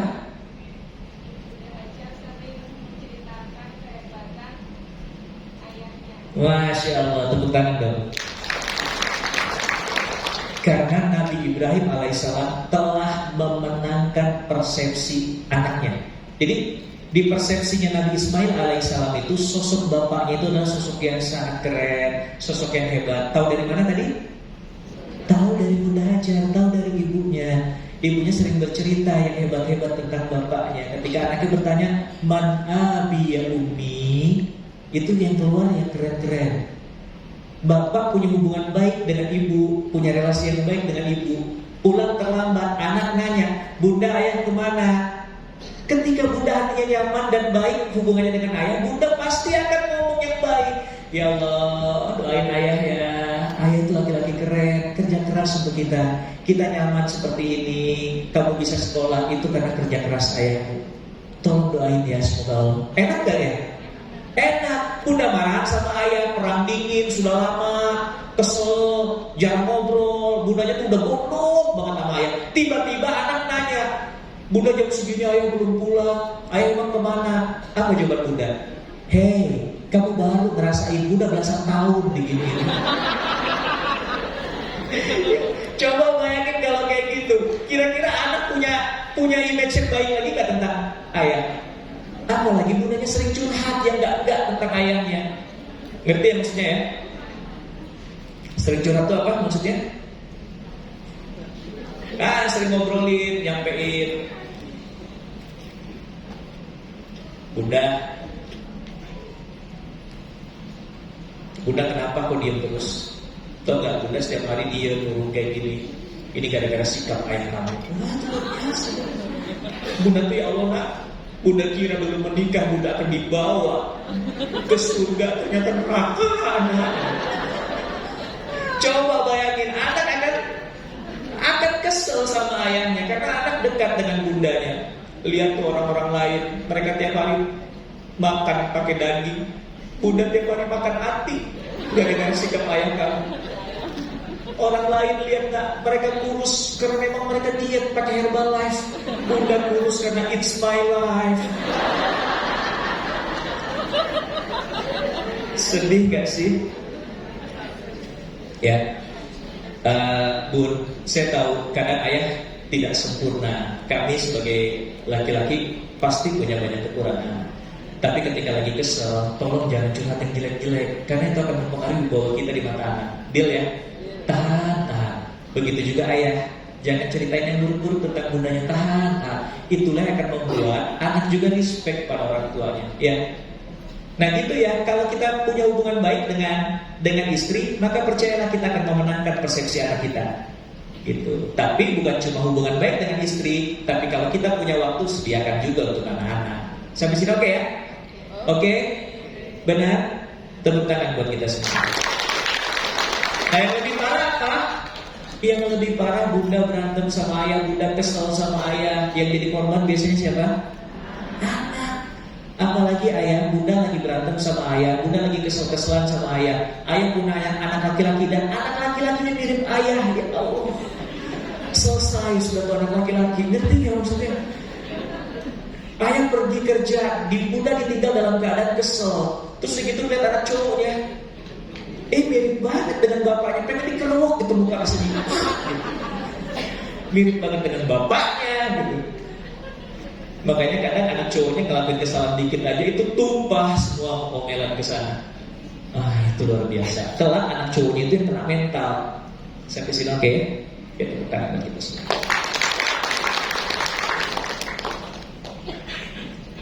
Boleh next? Next lagi. Gambar apa Bu? Sapi. Gambar apa? Yang keras dong kalau jawab, yang tegas gitu. Apalagi ini kan daerah Jawa Timur. Biasanya orang Jawa Timur tuh suaranya lantang-lantang. Gambar apa? Pulau, peta, salju, apalagi? Pulau, peta, salju, apalagi? Sapi. Sapi, pulau, peta, salju, sapi, panda. Apa ya Pak? Sekreatif mungkin. Telapak tangan. Jejak. Apa? Udah 7 jawaban. Kenapa? Apa Bu?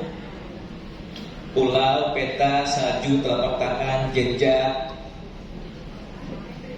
Apa? Pasir, 8 jawaban. Tumpahan air 9. Apa? Tengkorak 10. Apa lagi? Apa Bu? Kaca. Bercak 11. Apa lagi? 11 jawaban apa Bu? Hasil USG.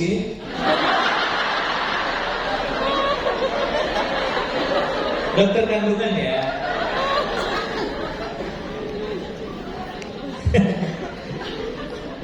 Bunda, ayah, gambarnya cuma 1, tapi kenapa komentarnya banyak? Ada 12 komentar. Persepsinya beda-beda. Yang bikin persepsi berbeda apa? Ya, sudut pandang yang berbeda. Yang bikin itu berbeda apa? Contoh. Kelihatan gak ya? Yang saya pegang di tangan kanan apa? Barang-barang yang saya pegang di tangan kanan? Yang saya pegang cuma 1. Kenapa komentarnya juga cuma 1? Tisu. Jelas. Benar ya? Jelas. Gambarnya cuma 1. Kenapa komentarnya banyak? Barang-barang. Dikomentari banyak karena berarti kalau hari ini hidup kita dikomentari banyak orang, tandanya kita deal.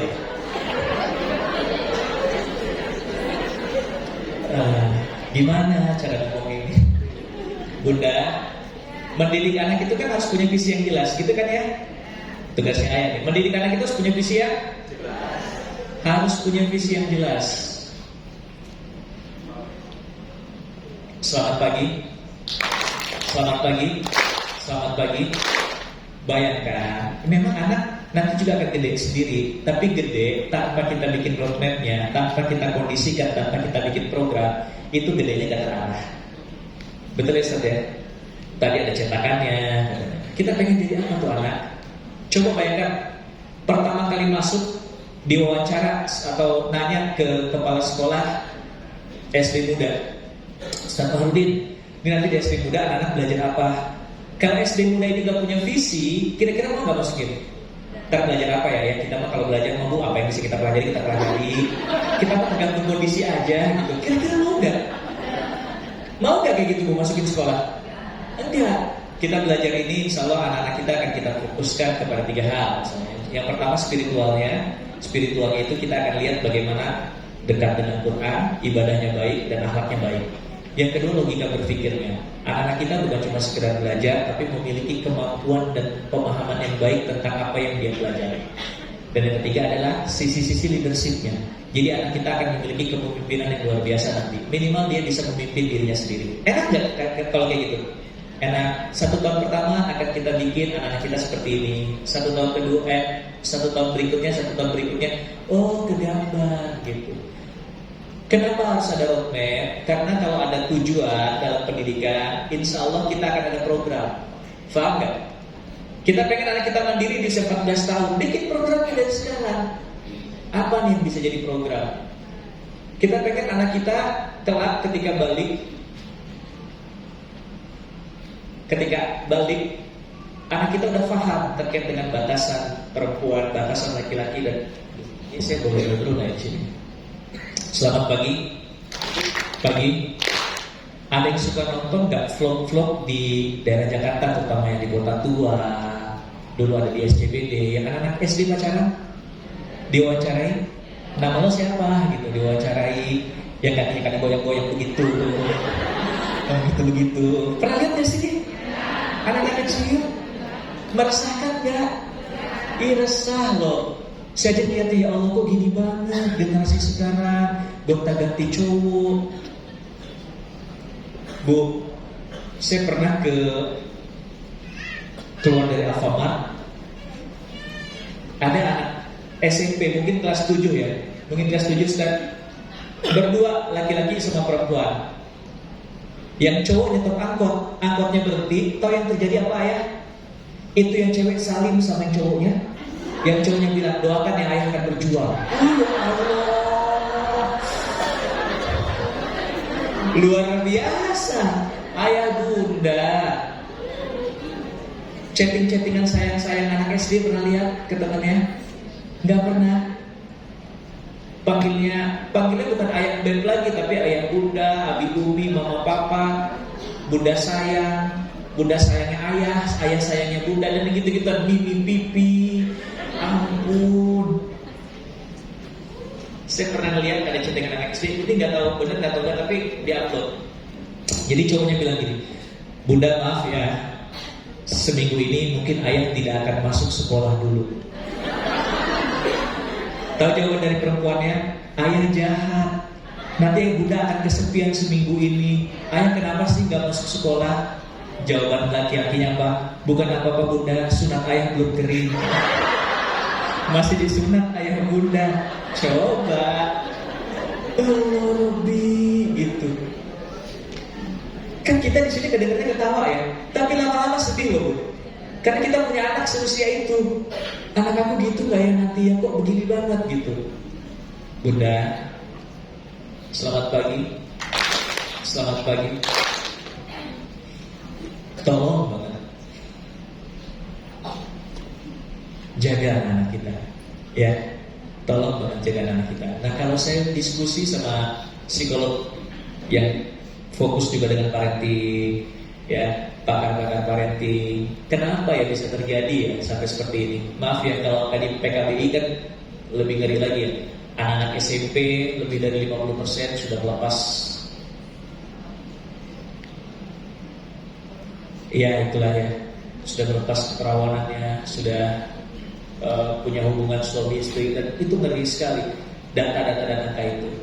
Nah ketika ditanya kenapa bisa seperti itu, salah satu kesimpulan kita adalah karena anak-anak kita tidak dipersiapkan menghadapi masa balik.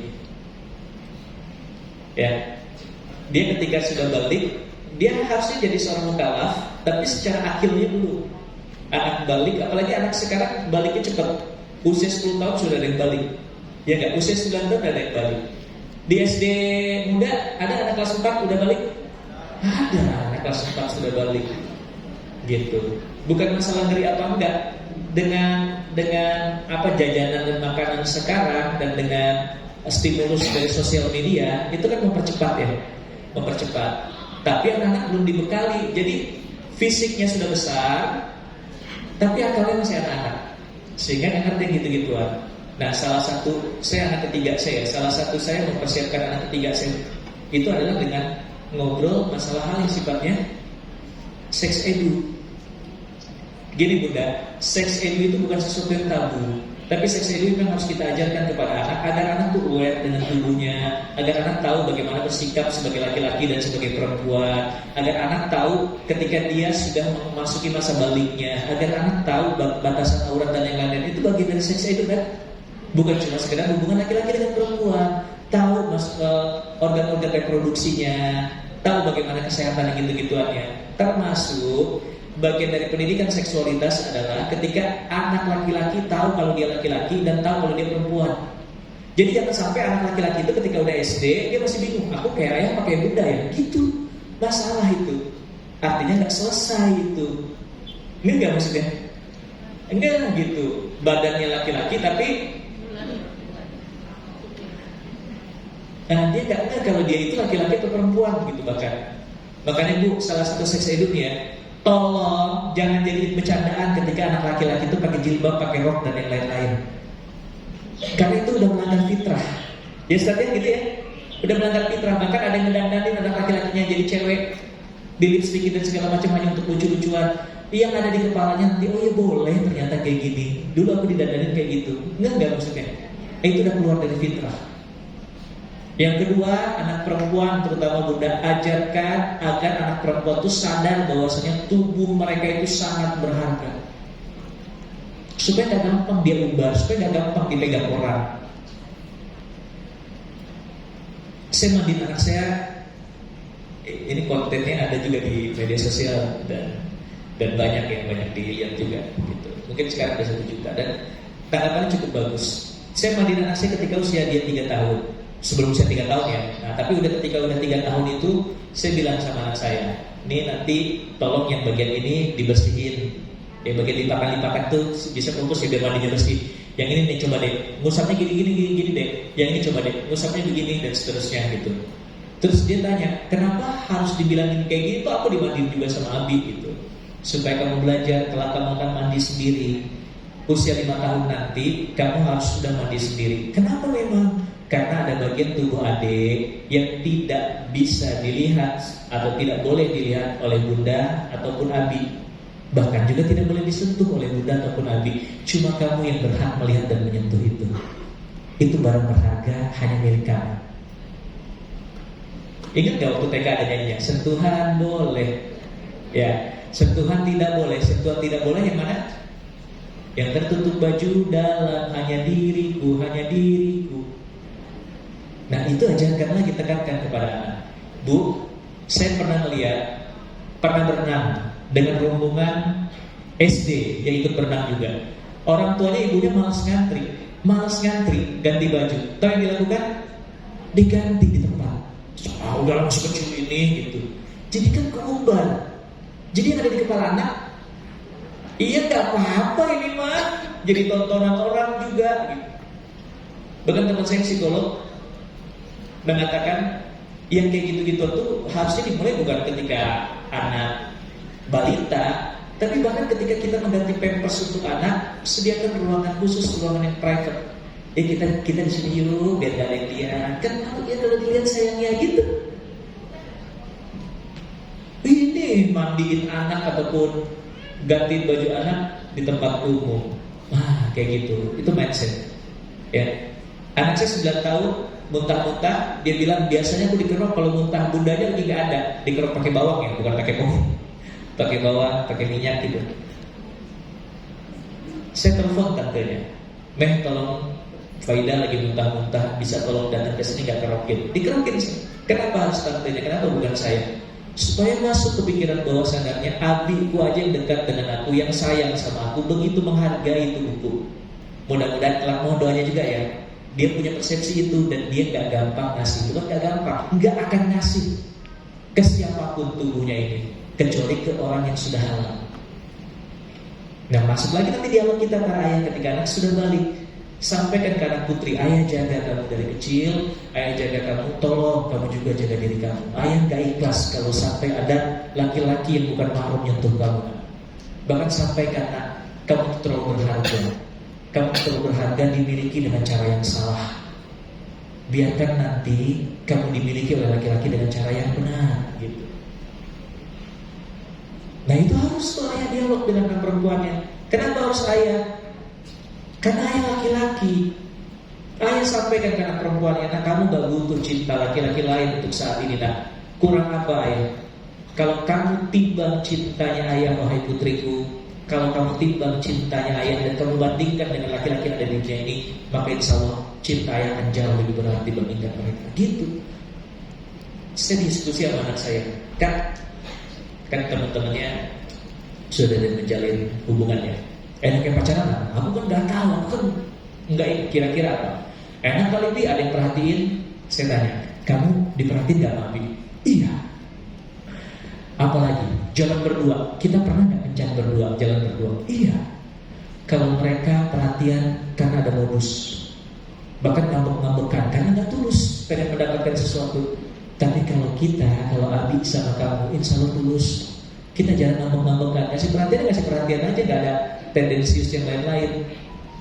Mereka jalan berdua, bayar masing-masing. Kamu jalan berdua, Abi yang bayarin. Saya cuma ingin menyampaikan apa yang diberikan oleh laki-laki itu ketika pacaran. Nggak usah, ada Abi, ada abang kok. Kamu butuh apa? Butuh dilindungin, ada abang kamu. Gitu. Ada Abi, butuh dijagain, ada kita semua. Gitu. Nah itulah nanti, aduh ini kalau sampai gak ngebahas nanti gak apa-apa ya. Itulah salah satunya pentingnya kita para ayah ini buat anak perempuan kita. Gitu. Termasuk bunda penting nanti buat anak perempuan dan anak laki-laki. Enggak ya? Tepuk tangan untuk kita semua. Boleh dong next? Gambar sapi. Ada yang benar tadi ya? Next lagi. Jangan pakaikan ukuran kita pada anak. Maksudnya apa? Bunda, bajunya ukuran apa, Bu? Oh, malu ya, Pak. Jangan. Ayah, bajunya ukuran apa ya? XL dewasa. Betul ya? Anak kita kelas 1 SD suruh pakai XL dewasa, cukup nggak? Cukup. Nggak cukup maksudnya. Anak kita 7 tahun, tapi standar kesolehan anak kita sama dengan standar kesolehan kita yang sudah balik. Bisa nggak? Enggak. Anak mau sholat, duduk, diri mau sholat aja, itu udah alhamdulillah. Karena memang fase-fase diajarkannya. Kalau tuh masih gini sholatnya, gitu kan, imam lama banget, gitu kan apa? Besok diajarkan lagi, nah sholat yang baik itu sikapnya seperti ini, nggak usah dimarahin, layaknya dia orang dewasa, iya nggak? Apalagi belum balik, gitu ajarkan lagi, gitu. Bahasanya saat itu nggak menggunakan bahasa baik, tanyain kenapa seperti ini. Rajinnya anak kita, bahkan maaf ya, para bunda, anak mau bantu nyapu itu udah keren nggak? Udah keren. Terus udah gitu kita lihat, ya Allah nyapu kok gini banget tuh, kolong-kolongnya nggak disapu. Aku ngikutin ayah. Emang ayah gimana? Ayah kalau nyapu itu dimasukin ke kolong, bukan? Bapaknya nih, gitu. Itu udah alhamdulillah, gak usah digituin banget. Anak mau bantuin cuci piring, bunda, kata bu guru aku, kalau udah makan tuh cuci piring. Cuci gak apa-apa. Ternyata pas kita lihat, ini kok belum bersih, gak usah diomelin. Cuci piring masa kayak gini, cuci piring terus sampai bunyi gini nih, gitu. Yang bersih gitu kan. Ini apa nih, masih dalam lemak-lemaknya kayak gini. Ya Allah, curug banget sih. Padahal anak mau nyuci piring, besok-besok mau nyuci lagi gak? Sini sayang. Kenapa Bu? Makasih ya sudah dibantu nyuci. Mau Bunda ajarin gak nyuci yang keren tuh kayak gimana? Gimana? Lihat nih ya caranya. Ajarkan. Gimana cara megangnya supaya gak kepleset dan gak jatuh gitu. Gak apa-apa. Anak tangannya masih kecil gitu. Nah, salahnya kita dan stresnya kita adalah kita menjadikan standar kita itu juga buat anak. Banyak yang stres kok gak hanya seperti aku bayangin ya. Di fasenya anak belum pada fase itu. Masih 10 tahun anak, masih labil. Enggak ya? Gak apa-apa, masih suka ke bawah temannya. Sabar, tarik lagi, ajak ngobrol lagi. Sabar, tarik lagi, ajak ngobrol lagi. Apalagi anak cowok. Kalau melihat videonya Bunda Aisyah Dahlan itu, anak cowok memang akan mulai berpikir tentang hidup dia itu ketika sudah 18 tahun ke atas. Tapi kan dari sekarang memang harus dilatih. Ajarin lagi, belok lagi, tarik lagi, ajarin lagi. Sampai kelak kita udah tanamkan pondasinya. Ketika dia sudah mulai berpikir tentang hidupnya, pondasi-pondasi itu udah pernah kita tanamkan. Dan dia tinggal nge-review aja. Sampai sini ya. Masya Allah, tepuk tangan buat kita. Next, boleh next. Ini udah tadi ya, saling support dengan pasangan supaya hidup kita nggak gampang, mentalnya nggak gampang jelek, mentalnya nggak gampang down, saling support, saling peka. Bunda, ada 3 hal yang jangan Bunda lakukan ketika ayah baru pulang ke rumah. Apa Bun?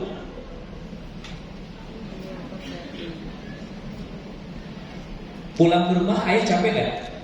Bunda juga capek tahu. Tapi ketika ayah pulang ke rumah, Bun, rumahnya para suami itu siapa? Istri. Ketika istri berhasil menjadi rumah ternyaman buat para suami, maka percayalah capeknya suami itu yang pertama kali dituju adalah rumahnya dia, istri. Gitu. Tapi kalau rumah nggak nyaman, istri tidak menyambut dengan baik, maka wajar kalau udah pulang antar dulu deh, nongkrong dulu sama teman-teman, antar dulu deh kemana dulu, gitu. Paham ya Bun ya? Paham. Bikin suasana rumah itu nyaman. Suami kan cuma butuh 3 hal ya: manjakan matanya, manjakan perutnya, manjakan kebutuhan biologisnya. Selesai itu baru giliran ayah untuk tadi manjakan bundanya, dengarkan ceritanya biar tercas gitu. Ya, ada 3 hal yang jangan sampai dilakukan istri ketika suami baru pulang supaya suaminya nyaman. Apa? Baru pulang, baru duduk. Masya Allah, maaf ya Bunda nggak dengar salamnya ayah. Udah pulang sudah, tapi galon belum diangkat ya. Diangkat kok Bun, tapi nanti biarkan istirahat dulu ya. Sekalian tuh ya, tanaman di taman belum disiram juga, tolong siramin ya, jemuran sekali diangkat gitu ya Allah. Ini belum lurus nih. Yang kedua, tolong jangan langsung dicurhatin. Tahu ibu banyak cerita, ya apalagi secara studi menunjukkan butuh 20.000 kata untuk mengungkapkan gitu ya. Tahu sih itu gitu. Tapi bukan saatnya ketika lagi capek tiba-tiba cerita gitu. Ayah ya Allah, tahu gak, aku tuh tadi dicurangin ke RT arisan. Ayah ngerti gak sih perasaan Bunda? Iya tahu, tapi nanti babnya. Setelah suami siap, Bunda boleh cerita. Yang ketiga, tolong jangan dicemberutin. Assalamualaikum. Dari mana? Dari kantor. Jam segini belum pulang. Ayah tahu gak? Telat 2 menit 15 detik. Baru ayah telat 1 jam. Kenapa ayah gak bilang-bilang dulu? Ya maaf, tadi macet. Kan bisa WhatsApp Bunda khawatir tau gak? Baru sampai, baru nutup pagar, tiba-tiba istri di depan pintu, terus begitu nanya dengan cemburu, dari mana? Itu bawahnya pengen balik lagi, muter balik. Betul. Apalagi baru masuk tiba-tiba bakian udah nempel sini gitu kan ya. Bun, ya. Bisa ya? Kalau ayah datang, Masya Allah, Waalaikumsalam ayah. Duduk sayang, sini tas kanan biar udah bawain. Mau kopi hangat atau teh hangat? Kan nyaman ya digituin ya. Ini saya ceritakan ekspektasi ya. Nanti realitanya kita akan ya Allah, kayak di media sosial ekspektasi seperti ini tapi realita. Jadi dikasih tahu itu para ibu biar nanti bisa jadi dilatih untuk itu. Saya duduk saya. Jangan ditirin tasnya. Mau kopi hangat atau teh hangat? Kopi hangat Bun, Masya Allah, siap kopi hangatnya. Iya, kopinya mau dicampur gula putih, gula merah, atau cyanida? Itu luar biasa kan? Itu bahagia loh, bukan campur cyanidanya, tapi ditanyain kayak gitu, disuguhin enak nyaman gitu. Pula disambut senyuman dengan wajah istri yang enak dilihat, itu aja udah bahagia. Makanya kalau tahu suami pulang jam 5 dan jam 3 udah berendam Bun. Masuk angin. Jadi pas pulang tuh udah enak dipandang, jangan sampai pas pulang. Assalamualaikum, ayah pulang. Wah, ayah udah pulang. Wah, ini di sini masih ada ularnya. Rambut masih berantakan. Ayah peluk, ketek masih hijau-hijau. Nggak pakai roll on. Bunda cantik. Di mata suami itu pasti cantik. Cuma enak dilihat apa enggak gitu loh. Ya kan kalau cantik, tapi Pas mau dipeluk, baunya menyengat gitu ya. Menyengat itu bukan cuma di hidung, tapi udah sampai pedas mata, Bun. Ya Allah. Bau sampai pedas ke mata itu gimana ya? Jadi bukan lagi hidung yang menyerangkan mata gitu. Ini Bunda tahu itu tuh kebanggaan Bunda masakin suami dan segala macamnya kan enak gitu kan. Tapi ketika suami pulang, Bunda sudah rapi, masakan sudah enak segala macam, itu juga luar biasa. Tapi ayah tolong, ketika ayah sudah diberikan hal yang luar biasa, saatnya istri biasanya pengen cerita, ngobrol, pillow talk sama ayah, berikan waktu itu, jangan malah pusreng. Enggak ya, ini enggak ada generasi milenial kayaknya. Generasi Z mah pusreng ya. Banyak itu malah megang HP. Suami pulang, bukannya apa istrinya apa anak, malah megang HP bang ke saya. Itu ada orang Jakarta Medok bilang saya, boro-boro, kita mah didimin baik bang, didimin baik. Enak dong didimin baik gitu. Kalau saya didimin kesel nggak baik, dia didimin baik gitu. Sampai sini oke ya? Oke, selamat pagi. Begitu juga dengan ayah peka. Kenali 4 tanda ini. Kalau 4 tanda ini muncul, berarti istri itu sedang butuh kalimat romantis. Yang pertama, ketika istri gampang marah. Yang kedua, ketika istri gampang nangis. Yang ketiga, ketika istri gampang sakit. Yang keempat, ketika istri gampang lupa. Itu tanda-tanda. Artinya apa? Capek, akut secara fisik ataupun mental, betul ya? Maka bisikan kalimat romantis. Kalimat romantisnya bukan I love you, tapi cucian masih numpuk, bukan itu ayah. Tapi kalimat romantisnya, Bunda, maaf ya, Bunda capek ya. Bunda sekarang mintain dulu kerjaan, rumah dan anak-anak biar ayah yang ngurus. Itu lebih romantis dari I love you. Apalagi sambil dibilang, sekalian handphone mana, keranjang suaminya ya cek out. Istri itu gak butuh puisi-puisi yang luar biasa. Istri itu gak butuh puisi-puisi kayak Khalil Gibran. Istri itu cuma butuh satu kalimat, sudah aku transfer ya. Itu lebih romantis dari puisi apapun. Jangan salah ya, itu sebuah kejutan yang luar biasa. Saya tuh pernah pengen memberikan kejutan kepada istri agar istri bahagia dengan men-check out keranjang suaminya. Ya kan, saya ambil tuh isi handphone yang istri lagi gak ada, pas suka saya buka, saya ambil. Kali aja ada barang yang dia butuhkan, tiba-tiba datang, dia kan pasti senang kan. Pas saya ambil, kok 86?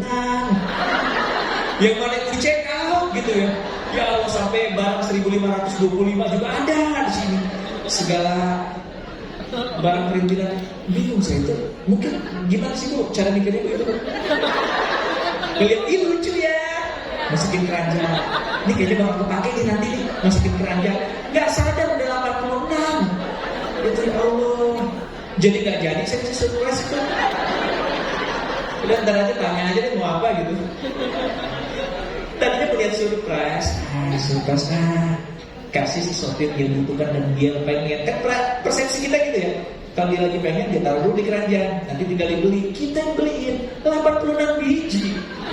Dan kita nggak tahu itu benar butuh apa cuma sekedar belanja makan doang. Itu lucu. Masukin gitu. Dan saya juga yakin dia lupa kalau udah masukin barang itu ke keranjang. Iya Bu. Luar biasa. Ternyata sama ya, bukan cuma saya doang ya.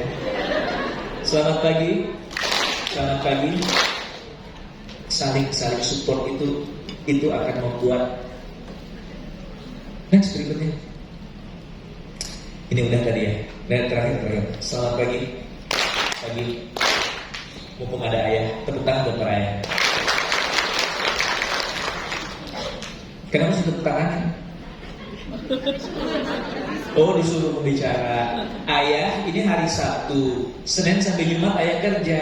Hari Sabtu libur, ayah datang parenting. Keren gak? Keren gak? Biasa aja. Ayah keren. Demi Allah keren. Kenapa saya bilang keren? Karena saya ngisi parenting mungkin udah lebih dari 30 provinsi. Kalau saya hitung-hitung 31 provinsi. Dari mulai Aceh sampai Maluku Utara. Dari mulai Aceh itu Takengon, Belang Gejreng, Kutu Cane, belum sampai ke Banda Acehnya sih. Sampai dengan Sofipi Maluku Utara, sih sekitar 30 provinsi. Itu para ayah yang hadir di tiap-tiap seminar parenting itu memang nggak lebih dari 20%. Terakhir kemarin paling banyak 100% ayah semua. Karena memang wajib ayah datang, kalau nggak rapor anak nggak diambil gitu. Dan bunda nggak usah ikut gitu. Memang Father's Day waktu itu ya. Tapi di luar itu kalau parentingnya ayah dengan bunda, segini udah luar biasa loh. Paling banyak itu saya di Hulu Sungai Selatan. Ada orang Kalimantan Selatan? Ada nggak? HSS namanya, Hulu Sungai Selatan, daerah Kandangan Kalimantan Selatan. Ada? Kenapa itu pada negara sendiri? Ada Kandangan. Kandangan itu terkenal dengan ketupat sayur khas Kandangan. Ya pernah dengar nggak? Yang ketupat sayurnya itu dimakan tanpa sendok. Makan apa? Ketupat sayur makannya tanpa sendok. Jadi saya ketika disajikan ketupat itu, sendoknya mana? Oh kita makannya nggak pakai sendok. Itu saya mikir gitu. 1 menit saya bilang saya belum siap mentalnya. Dia kan belum siap makan ketupat. Walaupun gak gitu makannya ya. Ternyata gak gitu makannya. Nah, paling banyak itu di Hulu Sungai Selatan, daerah Kandangan. Paling dikit itu di daerah Tangerang. Bundanya mungkin sekitar 300 lebih, ayahnya berdua.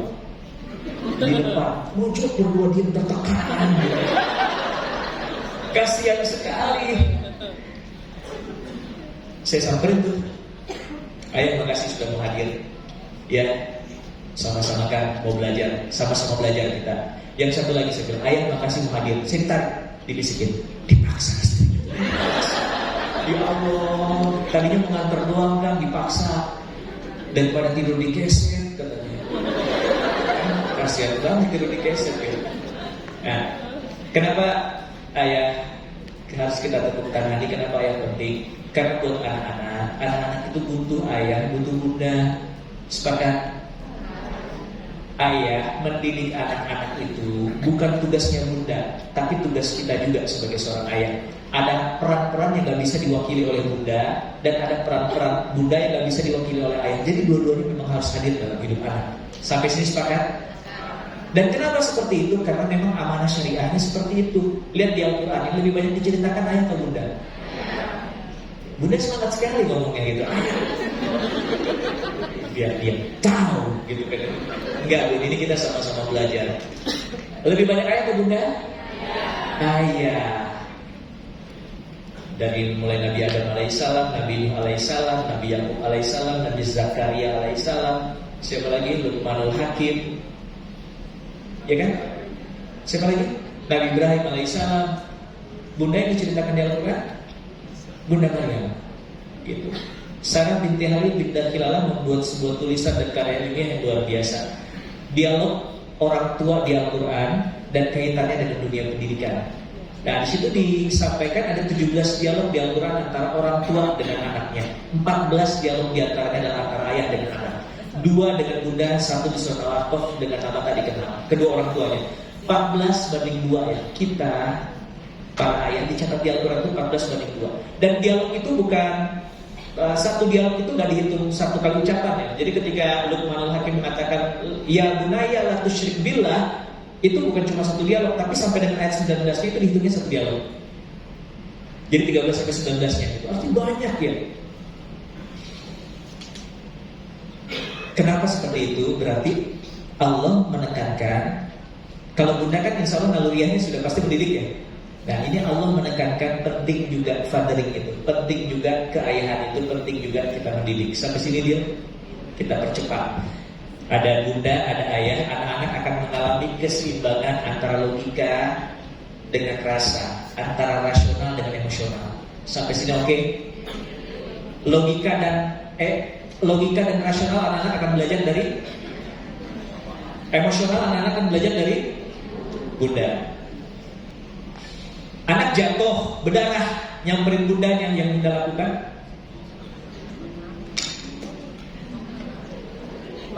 Anak, ini bunda baik ceritanya. Naik terus naik, gitu kan bunda bilangin juga, bukan yang gitu. Ini bunda baik ceritanya. Yang dilakukan bunda?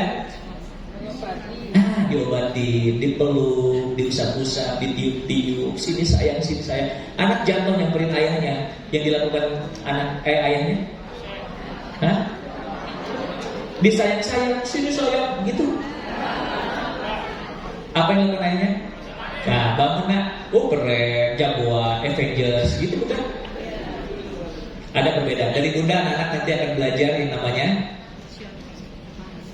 cinta, kasih sayang, empati, kelembutan. Dari ayah anak akan belajar kekuatan, keberanian, kemandirian, visi besar. Jadi ayah dengan bunda itu akan menyeimbangkan. Dan ini penting ayah. Ayah itu kepala keluarga. Dekatnya anak dengan ayah akan membuat anak itu tenang dan merasa aman. Ada pemimpin dekat dia, ada yang melindungi dia, betul kan? Betul. Dulu kalau berantem yang dibawa anak biasanya siapa? Ayah kan? Aku bilangin bapak aku, kan seringnya gitu. Oh kamu nakal, aku bilangin bapak aku loh. Kamu tahu nggak bapak aku tentara, punya pistol, kamu ditembak mati. Bapak yang dibawa. Jarang bawa ibu. Kamu nakal, aku bilangin ibu aku loh. Kamu tahu nggak ibu aku? Ibu rumah tangga. Punya centong, nanti dilempar benjol kamu, nggak gitu. Ya, bahkan yang dibangga-banggain anak, ayah. Kamu tahu nggak? Jalan tol yang baru itu, ayah aku yang bangun. Nah, kamu tahu gedung-gedung yang ada di sini? Itu ayah aku yang bangun. Kamu tahu laut mati? Ayah aku yang bunuh. Usus buntu, ayah aku yang tutup jalannya. Ya Allah. Tahu ya? Oke, sampai sini tepuk tangan buat kita semua. Oleh karenanya perlu keseimbangan itu. Tadi apalagi ayah nanti buat anak laki-lakinya. Anak laki-laki akan belajar prinsip dari ayah. Anak laki-laki akan belajar ketegasan dari ayah. Makanya ayah, please tolong kalau anaknya minta saran atau minta, bukan pendapat ya, minta sebuah keputusan kepada ayah, tolong jawab ya atau tidak. Ayah, aku hari ini mau pulang maghrib ya. Aku belajar kelompok di rumah teman, boleh nggak ya? Tugas saya apa? Putuskan iya atau tidak, supaya anaknya belajar bagaimana mengambil sikap, belajar bagaimana mengambil keputusan, dan itu ada jadi ayah. Boleh nggak ya? Gimana ya? Boleh nggak ya? Aduh, bun gimana pun boleh nggak gitu? Tanya bunda deh. Anak akan melihat jauh kepemimpinan kepala keluarganya kok lemah banget gitu. Kalau ayah nggak yakin untuk ngambil sikap, boleh diskusi sama bunda, tapi ayah memutuskan. Kayak ayah udah diskusi, kayaknya nggak dulu gitu. Atau ayah tanya ke anaknya, kenapa harus pulang maghrib? Aku ada tugas. Emang kapan tugasnya dikumpulin? Ya masih 2 tahun lagi sih ayah. Masih 2 tahun, kenapa harus sekarang dikerjain sampai maghrib gitu? Kalau gitu nanti dulu. Enggak ya sampai sini ya. Nanti dialog gitu ya. Baik ayah bunda sekalian, mungkin itu yang bisa saya sampaikan gitu ya. Udah hampir 2 jam, 1 jam 40 menit saya bersama ayah bunda sekalian. Saya serahkan lagi ke moderator. Mudah-mudahan apa yang disampaikan tadi bisa membawa berkah buat kita semua. Tepuk tangan untuk ayah bunda sekalian. Assalamualaikum warahmatullahi wabarakatuh. Luar biasa. Sekali lagi tepuk tangan untuk Kang Febri. Baik, luar biasa materi yang disampaikan oleh Kang Febri. Ayah bunda Kang Febri tadi itu kesini bersama dengan anaknya. Jadi kemarin menyampaikan kenapa kok saya ngajak anak tidak lain tidak bukan untuk apa? Untuk memastikan, melaporkan kepada istrinya bahwa Kang Febri ini setiap 2 jam harus makan begitu ya. Setiap 2 jam harus isinya diisi karena sedang sakit. Jadi ternyata Kang Febri juga sangat dikontrol, bukan sangat dikontrol ya. Istrinya Kang Febri sangat peduli dengan Kang Febri. Ya, tepuk tangan untuk ya semua. Baik, sembari nanti menyampaikan tanya jawab kepada Kang Febri, sembari Kang Febri untuk ini pemulihan kembali. Kondisi Desa Pakutin, kami mengajak Sonovan untuk memaparkan sedikit tentang pembelajaran di SD Mulia Tinggi. Kami mengundang Ustaz Novan. Oh ya, tadi ada yang belum kami sapa, yakni Ikwang SD Muda. Tepuk tangan untuk Ikwang SD Muda. Yang telah bekerjasama dengan kami, begitu. Dan perlu kita dan sudah kita ketahui bersama bahwa minggu depan memang SD Muda ini tidak ada berhentinya berkegiatan saja. Minggu depan kita akan ini hari hanya barbecue. Nggih, misalnya tanggal 12 minggu depan. Nggih. Nah, mungkin ada barang-barang yang masih berkualitas, barang masih berkualitas yang masih ada di rumah, bisa hari Senin sampai hari Jumat jadi muat. Atau mungkin kalau tidak ada barang bekas, sembako bisa sembako. Nah, monggo nanti di rumah sepulang dari